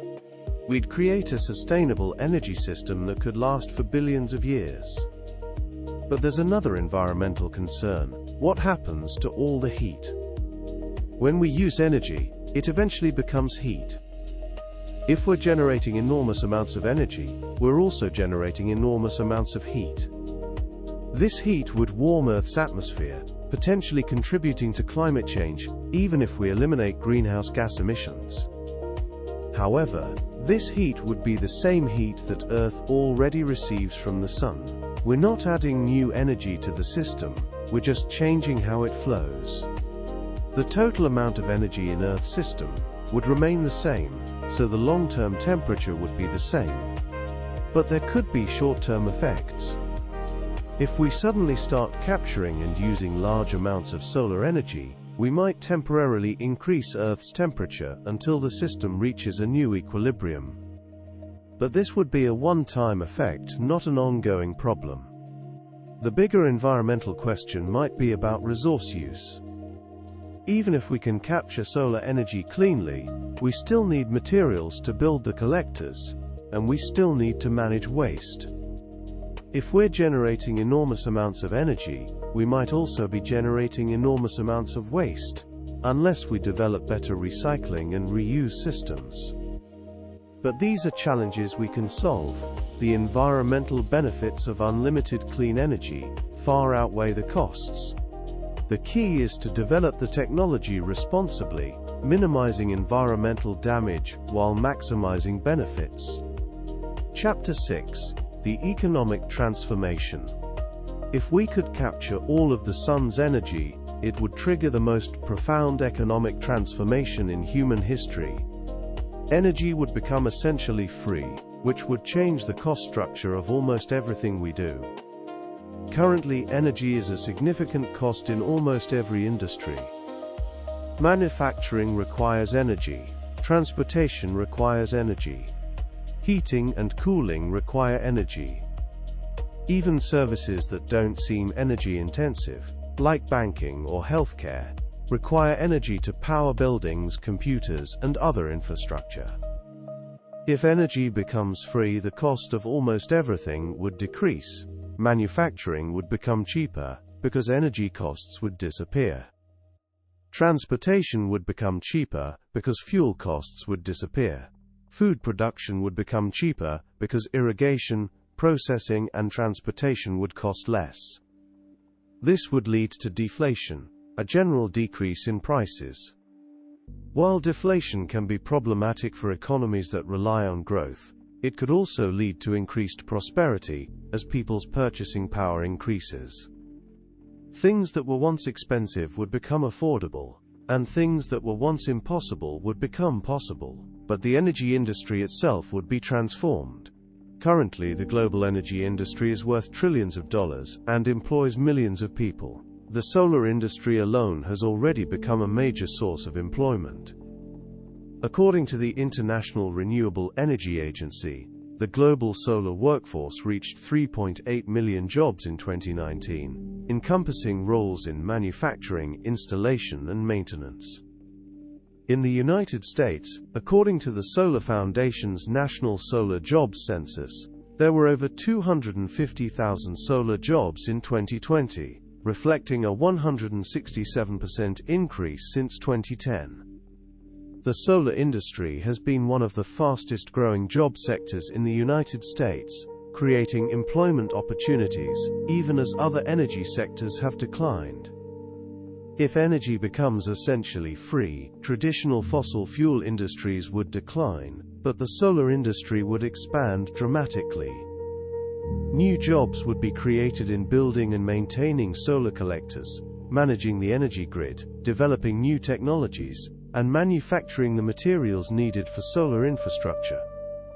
The economy would shift, but it wouldn't collapse. It would transform. The cost of solar energy has already decreased dramatically. According to the U.S. Energy Information Administration, the cost of solar panels dropped from about $3.50 per watt in 2010 to less than 20 cents per watt in 2024, a reduction of more than 94%. The levelized cost of electricity for solar power has become increasingly competitive with conventional energy sources like coal and natural gas. According to a 2024 UN report, solar and wind power are now 41% and 53% cheaper than fossil fuels, respectively. In many regions, solar energy is already cheaper than fossil fuels, and costs continue to fall as technology improves and economies of scale are realized. In fact, unlimited energy could enable massive economic growth. With free energy, we could do things that are currently too expensive. We could desalinate seawater, extract resources from low-grade ores, synthesize materials, and build infrastructure on a scale we can't imagine today. This could lead to a post-scarcity economy, where basic needs are met for everyone, because the cost of meeting them approaches zero.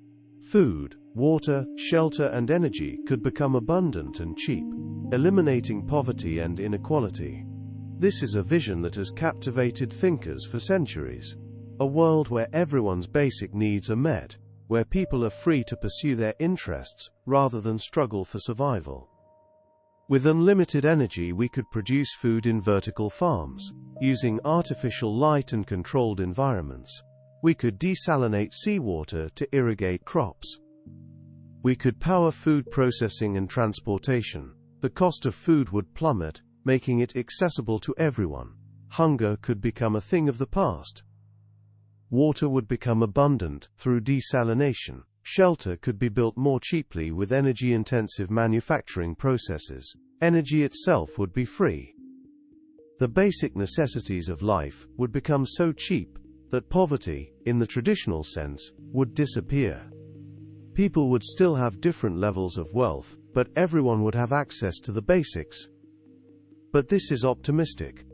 In reality, even if energy becomes free, other resources would still be limited. Land, water, materials, and human labor would still be scarce. Energy can help us access these resources more efficiently.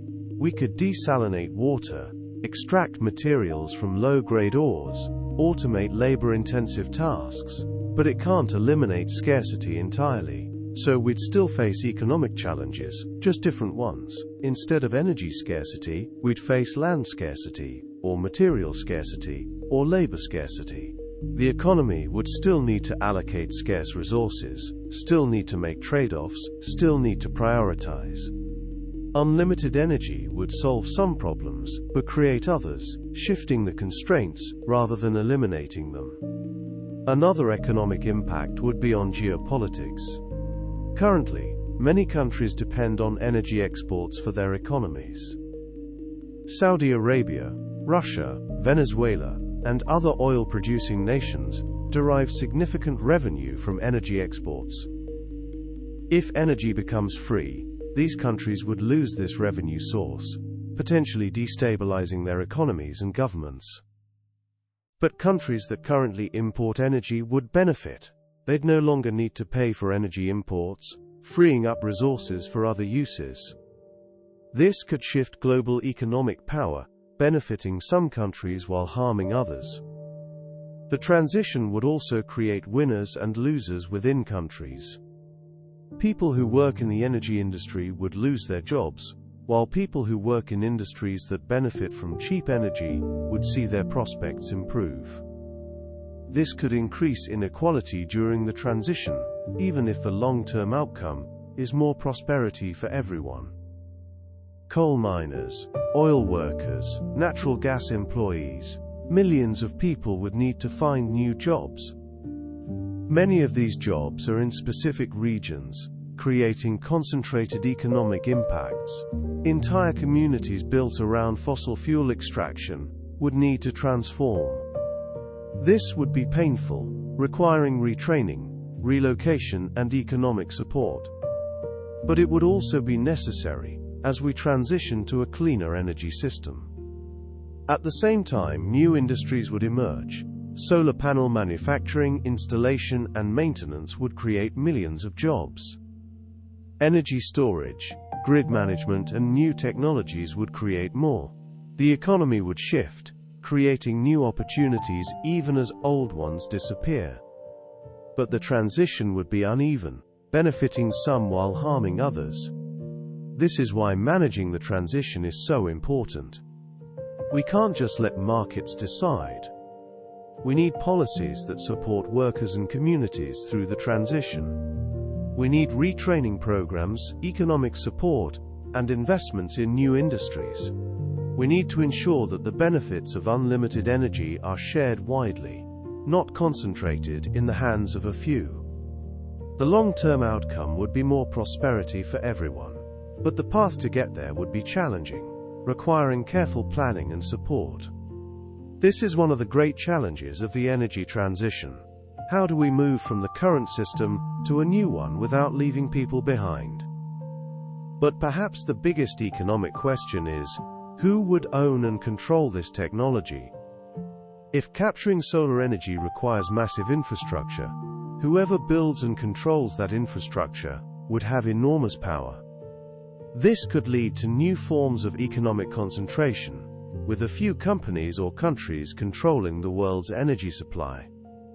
Or, if the technology becomes cheap and widely available, it could lead to decentralization, with individuals and communities generating their own energy. This would distribute economic power more widely, potentially creating a more equitable economy. The answer depends on how the technology develops. If it requires massive centralized infrastructure, power will be concentrated.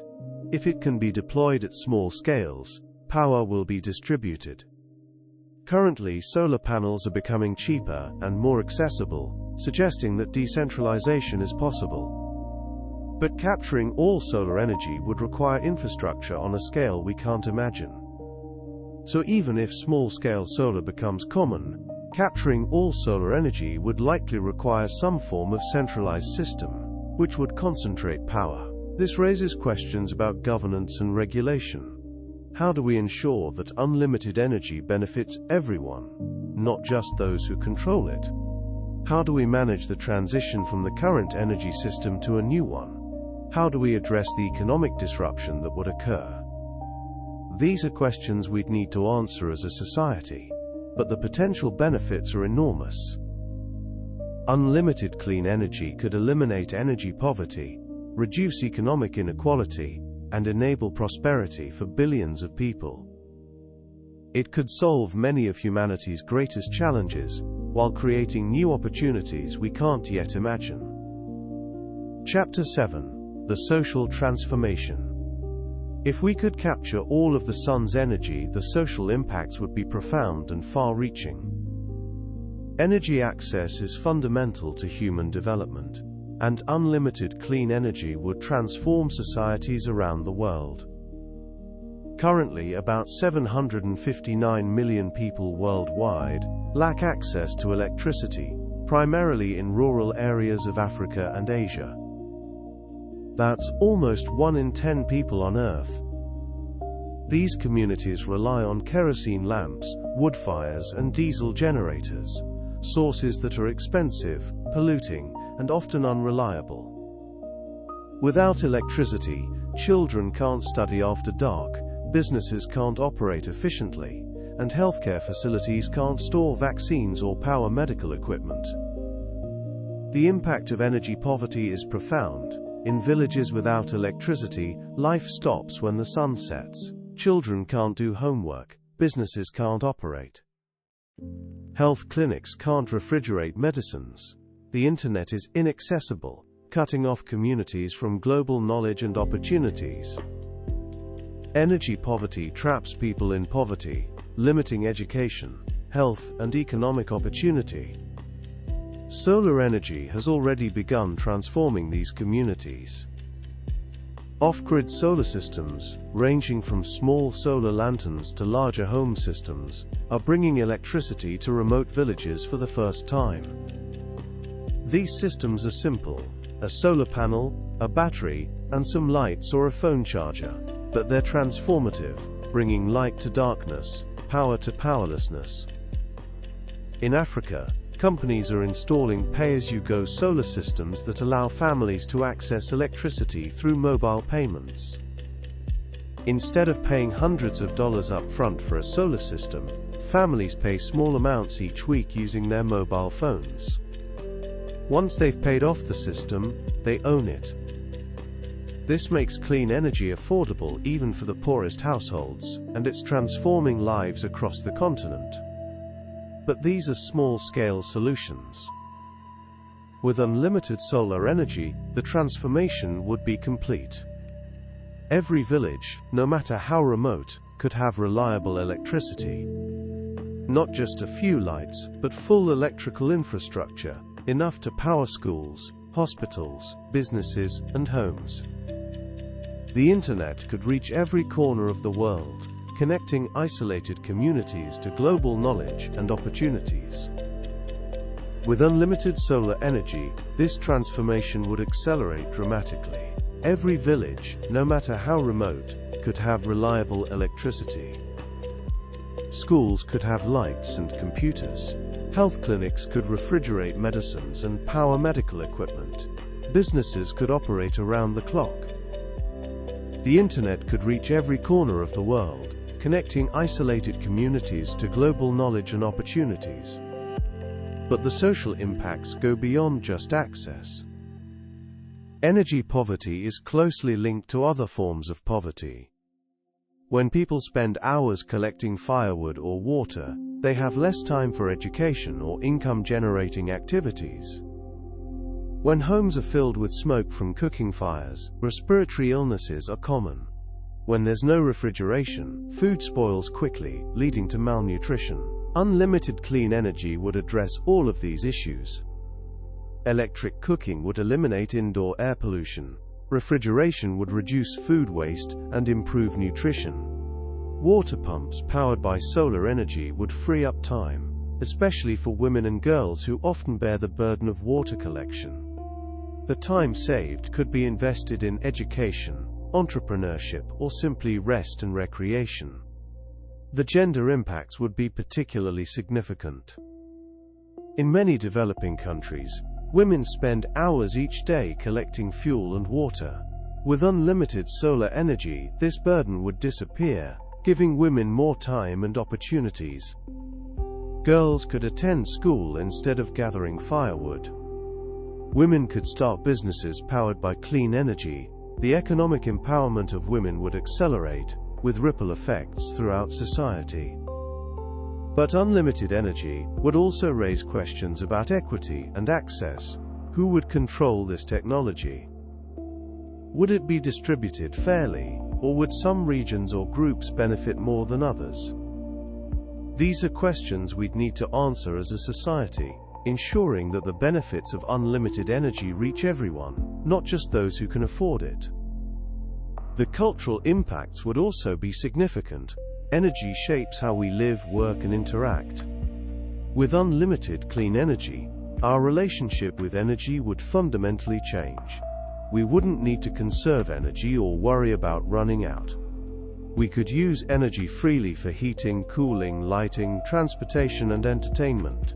This would change daily life in ways we can barely imagine. But we'd also need to be thoughtful about these changes. Energy abundance could lead to waste and overconsumption.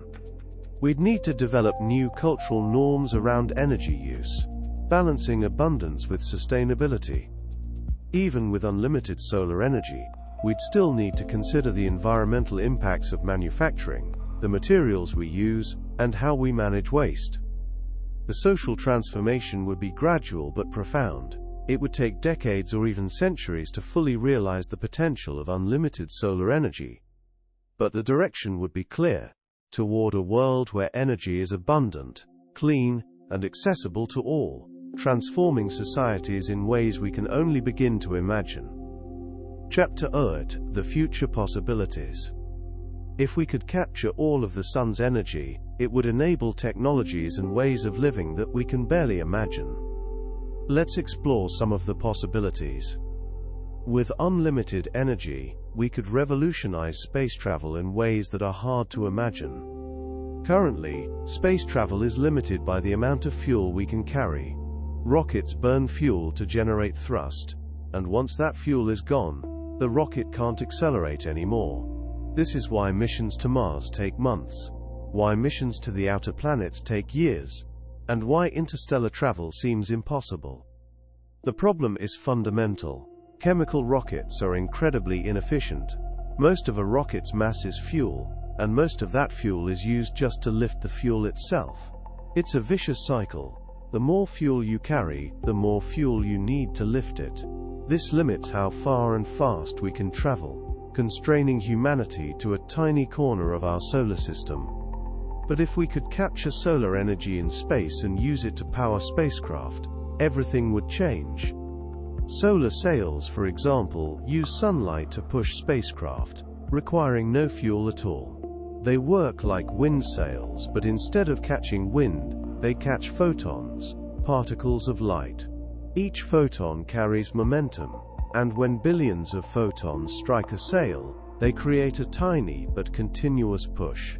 With unlimited solar energy, we could build enormous solar sails, kilometers across, that accelerate spacecraft to incredible speeds.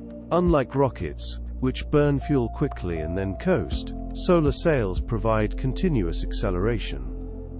Over months or years, this acceleration would build up, allowing spacecraft to reach speeds that chemical rockets could never achieve. We could also use solar energy to power ion engines, which are much more efficient than chemical rockets. Ion engines work by ionizing a gas, typically xenon, and then accelerating the ions, using an electric field. They produce very little thrust, but they can run continuously for months or years, gradually building up speed. With unlimited energy, we could power ion engines continuously, accelerating spacecraft to speeds that would make interstellar travel possible. Imagine spacecraft powered entirely by solar energy, accelerating for years, reaching speeds that would take us to the outer planets in months instead of years, to nearby stars in decades instead of millennia. This would open the solar system, and eventually the galaxy, to human exploration and settlement. Or we could use solar energy to power ion engines, which are much more efficient than chemical rockets. Ion engines use electricity to accelerate ions, creating thrust with very little fuel. With unlimited energy, we could power ion engines continuously, accelerating spacecraft to speeds that would make interstellar travel possible. We could also build space stations and colonies powered entirely by solar energy. The International Space Station already uses solar panels, but they're limited. With better solar technology, we could build much larger structures in space, creating habitats for thousands or millions of people. We could even terraform other planets. Terraforming Mars, for example, would require enormous amounts of energy to warm the planet, create an atmosphere, and melt ice. With unlimited solar energy, we could do this on a timescale of decades or centuries, rather than millennia. But space travel is just the beginning. With unlimited energy, we could also revolutionize computing. Currently, computing is limited by power consumption. Data centers consume enormous amounts of electricity, and the more powerful computers become, the more energy they need. With unlimited energy, we could build computers that are far more powerful than anything that exists today. We could run simulations that model entire universes, create artificial intelligence systems that require enormous amounts of processing power, or build quantum computers that need extreme cooling and isolation. We could also create virtual realities that are indistinguishable from reality. Virtual reality currently requires significant computing power, but with unlimited energy, we could create virtual worlds that are as detailed and interactive as the real world. People could live entire lives in virtual realities, experiencing things that are impossible in the physical world. But perhaps the most profound possibility is what we could do with materials. With unlimited energy, we could synthesize almost any material from basic elements. We could turn carbon dioxide and water into fuels, plastics, and other materials. We could extract rare elements from common materials. We could create materials with properties that don't exist in nature. This could lead to a circular economy, where waste doesn't exist because everything can be recycled into new materials. We could eliminate resource scarcity by synthesizing whatever we need from air, water, and sunlight. We could also build structures on a scale we can't imagine today. With unlimited energy, we could build skyscrapers that reach into space, bridges that span oceans, or even structures that orbit Earth. We could create megastructures that are currently science fiction, but all of these possibilities raise questions about what we should do. Just because we can do something doesn't mean we should. Unlimited energy could enable incredible progress, but it could also enable incredible destruction. We'd need to decide, as a society, how to use this power responsibly. And we'd need to consider the long-term implications. Even with unlimited energy, we'd still face challenges like resource depletion, environmental damage, and social inequality. Unlimited energy would solve some problems, but create others. But these are questions for the future. For now, we're still far from being able to capture all solar energy. But we're making progress. Solar panels are becoming more efficient and cheaper. New technologies are being developed. And as we continue to innovate, we move closer to a future where energy is abundant and clean. The question isn't whether we'll capture all solar energy. We probably won't. at least not in any practical sense. The question is how much we can capture, and how we can use that energy to improve life for everyone on Earth. Chapter 9: The Circular Economy.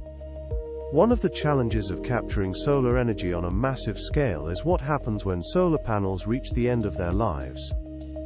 This is a question we're only beginning to face, because most solar panels installed today are still relatively new. But as the solar industry matures, this question will become increasingly important.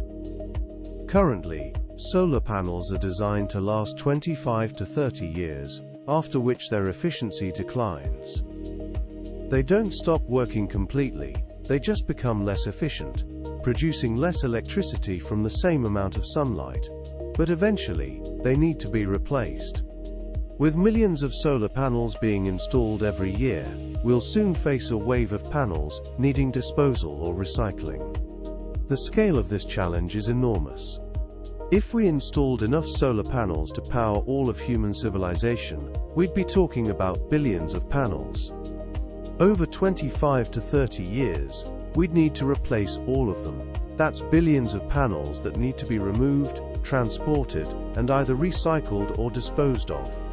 It's a logistical challenge on a scale we've never faced before. But it's also an opportunity. Those old panels contain valuable materials: silicon, aluminum, silver, and other metals. If we can recover these materials efficiently, we can reduce the need for mining new materials. We can create a circular economy, where old panels become the raw materials for new panels. This would reduce environmental impact, reduce costs, and create a sustainable system that can continue indefinitely. The good news is that solar panels are highly recyclable. Silicon solar panels are made primarily of glass, aluminum, silicon, and small amounts of silver and other metals. All of these materials can be recovered and reused. The challenge is developing efficient recycling processes that can recover these materials economically. Current recycling methods can recover about 95% of the materials in a solar panel, according to research by the International Renewable Energy Agency and the National Renewable Energy Laboratory. The glass, which makes up about 75% of a panel's weight, can be reused in new panels or other products. The aluminum frames, which account for about 10% of weight, can be melted down and reused. The silicon, which is the active material in solar cells, can be purified and used in new solar cells. Even the silver, which is present in small amounts, typically about 20 grams per panel, but valuable, can be recovered. A single ton of recycled solar panels can yield about 1 kilogram of silver, worth thousands of dollars. However, recycling infrastructure is still developing. Most solar panels installed today won't need recycling for another 20 years, so there's time to build the necessary facilities. But we need to start planning now. Some companies are already developing specialized recycling processes, and governments are beginning to require manufacturers to take responsibility for end-of-life panels. With unlimited solar energy, we could afford to be more ambitious with recycling. We could use excess energy to power recycling facilities, making the process more efficient and economical. We could develop closed-loop systems where old panels are automatically collected and recycled into new ones, creating a true circular economy. We could also design panels for easier recycling from the start, modular designs that allow components to be easily separated, standardized materials that simplify the recycling process, built-in tracking systems that help locate and collect panels at the end of their lives. But recycling is just one part of the circular economy. With unlimited solar energy, we could also synthesize materials more efficiently. We could extract silicon, aluminum, and other materials from common sources, using solar-powered processes. We could create new materials designed specifically for solar applications, optimized for performance, durability, and recyclability. The circular economy would extend far beyond solar panels. With unlimited energy, we could recycle almost everything. Metals, plastics, glass, paper, all could be broken down and remade using solar energy. Waste would become a resource, and landfills would become mines. Currently, we extract resources from the earth, use them once, and then discard them. It's a linear process that creates waste and depletes resources. But with unlimited energy, we could create circular processes. We could break down waste into its component materials, purify them, and use them to make new products. Nothing would be wasted. Everything would be recycled. This would fundamentally change our relationship with materials. Instead of extracting resources from the earth, we'd extract them from waste. Instead of linear production, make, use, discard, we'd have circular production, make, use, recycle, remake. This would reduce environmental impact, conserve resources, and create a more sustainable economy. Imagine a world where nothing is thrown away, where every product is designed to be disassembled and recycled, where waste is sorted, processed, and remade into new products, where landfills are mined for materials rather than filled with waste. This is the vision of a circular economy, and unlimited energy would make it possible. But achieving this would require more than just unlimited energy. It would require new technologies for recycling, new designs for products, new systems for collection and processing, and new business models that make circularity profitable. It would be a transformation of our entire economic system, enabled by unlimited clean energy. The technologies are already emerging. Chemical recycling can break down plastics into their component molecules, allowing them to be remade into new plastics. Advanced sorting systems can separate mixed waste streams automatically. New materials are being designed specifically for recyclability, but these technologies are expensive, limiting their adoption. With unlimited energy, cost wouldn't be a barrier. We could use energy-intensive processes that break down materials completely, recovering every component. We could build recycling facilities that process waste automatically, using robots and AI to sort and process materials. We could create closed-loop systems, where products are designed to be easily disassembled and recycled. The benefits would be enormous. We'd reduce mining, reduce waste, reduce environmental impact. We'd conserve resources, creating a system that can continue indefinitely. We'd eliminate the concept of waste, turning everything into a resource.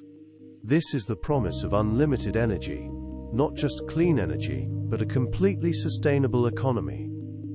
But it would also require cultural change. We'd need to value recycling, to design products for disassembly, to see waste as a resource rather than trash. We'd need new business models that profit from circularity rather than consumption. This would be a fundamental shift in how we think about materials, products, and waste. But achieving this would require more than just unlimited energy. It would require new technologies for recycling, new designs for products, new systems for collection and processing, and new business models that make circularity profitable. It would be a transformation of our entire economic system, enabled by unlimited clean energy. Chapter 10: The Reality Check. As we near the end of our journey, let's step back and consider the reality of capturing all solar energy. Is it actually possible? What are the real limits, and what can we realistically achieve? The honest answer is, probably not.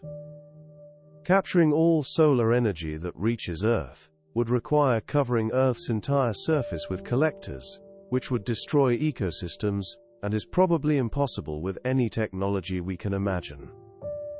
Even capturing a large fraction would be incredibly challenging. The physical constraints are fundamental. Earth is a sphere, so only half of it faces the sun at any given time. Even if we covered the entire surface, we'd only capture energy on half the planet. The other half would be in darkness. We'd need to store enormous amounts of energy to power the dark side, which adds another layer of complexity. Then there's the ecosystem problem. Plants need sunlight to photosynthesize. If we block all sunlight from reaching the ground, plants would die, and ecosystems would collapse. We can't cover Earth's entire surface without destroying the biosphere. Life on Earth depends on sunlight, and if we intercept all of it, life would end. But that doesn't mean we shouldn't try to capture more. Currently, we capture less than 1% of solar energy. If we could capture even 10%, we'd have more than enough to power civilization. And 10% is achievable with current or near-future technology. We don't need to capture all of it. We just need to capture enough. The question isn't whether we can capture all solar energy. We probably can't, and we probably shouldn't. The question is how much we can capture, and how we can use that energy to create a better future. Even capturing a small fraction would be transformative, solving many of humanity's greatest challenges, while preserving the ecosystems that sustain us. This is the real opportunity, not capturing all solar energy, but capturing enough to power civilization, enough to eliminate fossil fuels. Enough to provide energy access to everyone, enough to enable technologies and ways of living that we can barely imagine. We don't need to capture everything, we just need to capture enough. And we're already making progress. Solar energy is growing faster than any other energy source. Costs are falling, efficiency is improving, new technologies are being developed. Every year brings us closer to a future where solar energy plays a dominant role in powering human civilization. The trajectory is clear, and it's pointing toward a future powered by the sun. According to research by the National Renewable Energy Laboratory, if we covered just 0.6% of Earth's land area with solar panels operating at 20% efficiency, we could generate enough electricity to power all of human civilization. That's about 4.5 million square kilometers, roughly the size of India or Argentina. With current global energy consumption at about 186,000 terawatt-hours per year, and Earth's land area at about 150 million square kilometers, this calculation shows that even a tiny fraction of Earth's surface could meet all our energy needs if we could capture and store solar energy efficiently. But with newer, more efficient technologies, we could do even better. Using perovskite silicon tandem cells at 35% efficiency, we'd need even less land. With concentrator photovoltaics achieving 40% efficiency, the land requirement drops further. And if we deploy space-based solar power, we wouldn't need any land at all, just orbital space and receiving stations on Earth. The technology is advancing rapidly. In 2024, solar generation is set to eclipse nuclear power for the first time globally. Solar panels are becoming more efficient, cheaper, and easier to deploy. According to the U.S. Energy Information Administration, solar electricity generation in the United States increased from about 5 million kilowatt-hours in 1984 to approximately 238 billion kilowatt-hours in 2023, a 600-fold increase. In 2024, the United States generated 303.8 terawatt-hours from solar, with solar accounting for 66% of all new electricity generation capacity added that year. The main barriers are no longer technological. They're economic, political, and social. We have the technology to capture much more solar energy than we currently do. The question is whether we'll choose to deploy it. This is still a huge area, but it's not impossible.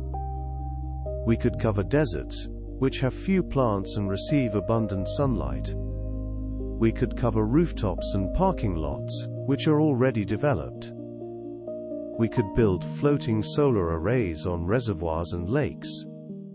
And we could deploy collectors in space, where there's unlimited room and constant sunlight. Looking to the future, Projections from organizations like the International Renewable Energy Agency suggest that solar energy could provide 30 to 50% of global electricity by 2050 under ambitious scenarios. By 2100, with continued technological advancement and deployment, solar could potentially provide the majority of global energy needs. These aren't fantasies. They're projections based on current trends and known technologies. But even if we can't capture all solar energy, we can capture much more than we do now, and as we develop new technologies, that fraction will grow. Perhaps one day we'll be able to capture 50% or even 90% of solar energy, though capturing 100% is probably impossible. The key is to keep pushing forward, developing better solar technology, deploying it more widely, and finding new ways to capture and use solar energy. Every improvement brings us closer to a future where energy is abundant and clean. But we also need to be realistic about the challenges. Capturing solar energy requires materials, land, and infrastructure. It has environmental impacts. It requires changes to our energy system. These challenges are real, and we need to address them. The good news is that we're making progress. Solar energy is growing faster than any other energy source. Costs are falling, efficiency is improving, and new technologies are being developed. We're on the right path, even if we'll never capture all solar energy. Every year brings new breakthroughs. Transparent solar windows are being installed in buildings. Floating solar arrays are generating electricity on reservoirs. Agrivoltaic systems are combining agriculture with energy production. Perovskite cells are reaching new efficiency records. Space-based solar power is moving from science fiction toward reality, with active research programs in multiple countries. The trajectory is clear. We're moving toward a future where solar energy plays a dominant role in powering human civilization. We may never capture all of the sun's energy, but we don't need to. Even capturing a small fraction would be transformative. And as technology improves, that fraction will grow, bringing us closer to a world powered entirely by clean, abundant solar energy. So, as we conclude our journey, let's remember that the question isn't whether we can capture all solar energy. We probably can't. The question is how much we can capture, and how we can use that energy to create a better future for everyone. The sun sends us an enormous gift every second, more energy than we could ever use. We're just beginning to learn how to receive that gift.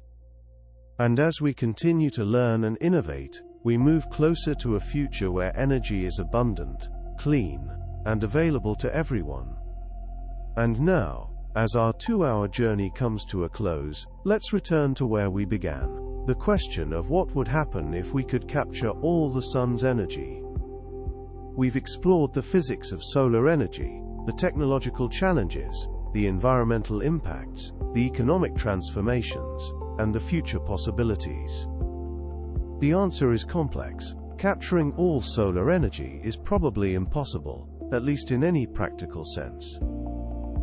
But capturing much more than we do now is not only possible, but already happening.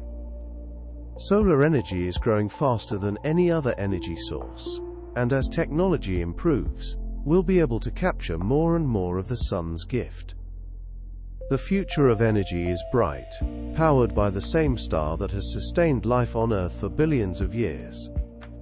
As you drift towards sleep, remember that the sun sends us an enormous amount of energy every second, more than we could ever use. We're just beginning to learn how to receive that gift, and as we continue to learn and innovate, we move closer to a future where energy is abundant, clean, and available to everyone. The question of what would happen if we could capture all solar energy is ultimately a question about the future, about what's possible, what's practical, and what we should strive for. It reminds us that the sun is an enormous source of energy, that we're only capturing a tiny fraction of it, and that there's enormous potential for growth. So as you rest, Let your mind drift with thoughts of the sun, of energy, and of the future.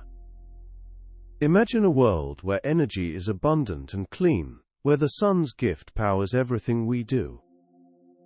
And remember that we're part of this story, witnesses to a time when solar energy is transforming how we power our world. Thank you for joining me on this 2-hour exploration of solar energy in the future. If these calm, curious journeys help you unwind or spark your imagination, consider liking and subscribing to the channel. It helps others find their way here too. One sleepy soul at a time. The journey we've taken tonight is just the beginning. As solar technology improves, and as we deploy it more widely, we'll discover new possibilities and face new challenges. Each new development, each new breakthrough, each new deployment brings us closer to a future where the sun's energy powers everything we do. Think about what we've explored tonight. We've traveled from the sun's core, where fusion creates energy, to Earth's surface, where we're learning to capture it. We've explored technologies that exist today, and technologies that might exist tomorrow. We've considered the environmental impacts, the economic transformations, the social changes that unlimited energy would bring. We've learned that capturing all of the sun's energy is probably impossible, at least in any practical sense. But we've also learned that we don't need to capture all of it. Even capturing a small fraction would be transformative. And as technology improves, that fraction will grow, bringing us closer to a world powered entirely by clean, abundant solar energy. The sun has been shining for billions of years, and it will continue shining for billions more. It's been sending energy to Earth for 4.6 billion years, and it will continue for billions more. The question isn't whether we can capture all of its energy. We probably can't. The question is how much we can capture, and how we can use that energy to create a better future for everyone. The answer to that question is being written right now, in laboratories around the world, in solar farms spreading across deserts, in panels being installed on rooftops. Every day, we're getting better at capturing the sun's energy. Every day, we're moving closer to a future where energy is abundant, clean, and available to all. So as you drift towards sleep, think about the sun, about energy, and about the future. Imagine the possibilities, unlimited clean energy, transforming how we live and work. Consider the challenges, the technical hurdles, the environmental impacts, the social changes. And remember that we're part of this story, witnesses to a time when solar energy is transforming how we power our world. The future of energy is bright, powered by the same star that has sustained life on Earth for billions of years. We're just beginning to see what's possible. The sun will rise again tomorrow, sending us another day's worth of energy, more energy than we could ever use. And as we continue to learn and innovate, we move closer to a future where that energy powers everything we do. Rest well, and may your dreams drift among the stars. The sun will rise again tomorrow, sending us another day's worth of energy. And as we continue to learn and innovate, we move closer to a future where that energy powers everything we do. Good night, and may the sun's light guide your dreams. The journey doesn't end here, it continues. Every time we look up at the sun, every time we install a solar panel, every time we choose clean energy over fossil fuels. We're part of a transformation that will reshape human civilization, powered by the same star that has sustained life for billions of years. The future is bright, and it's powered by the sun.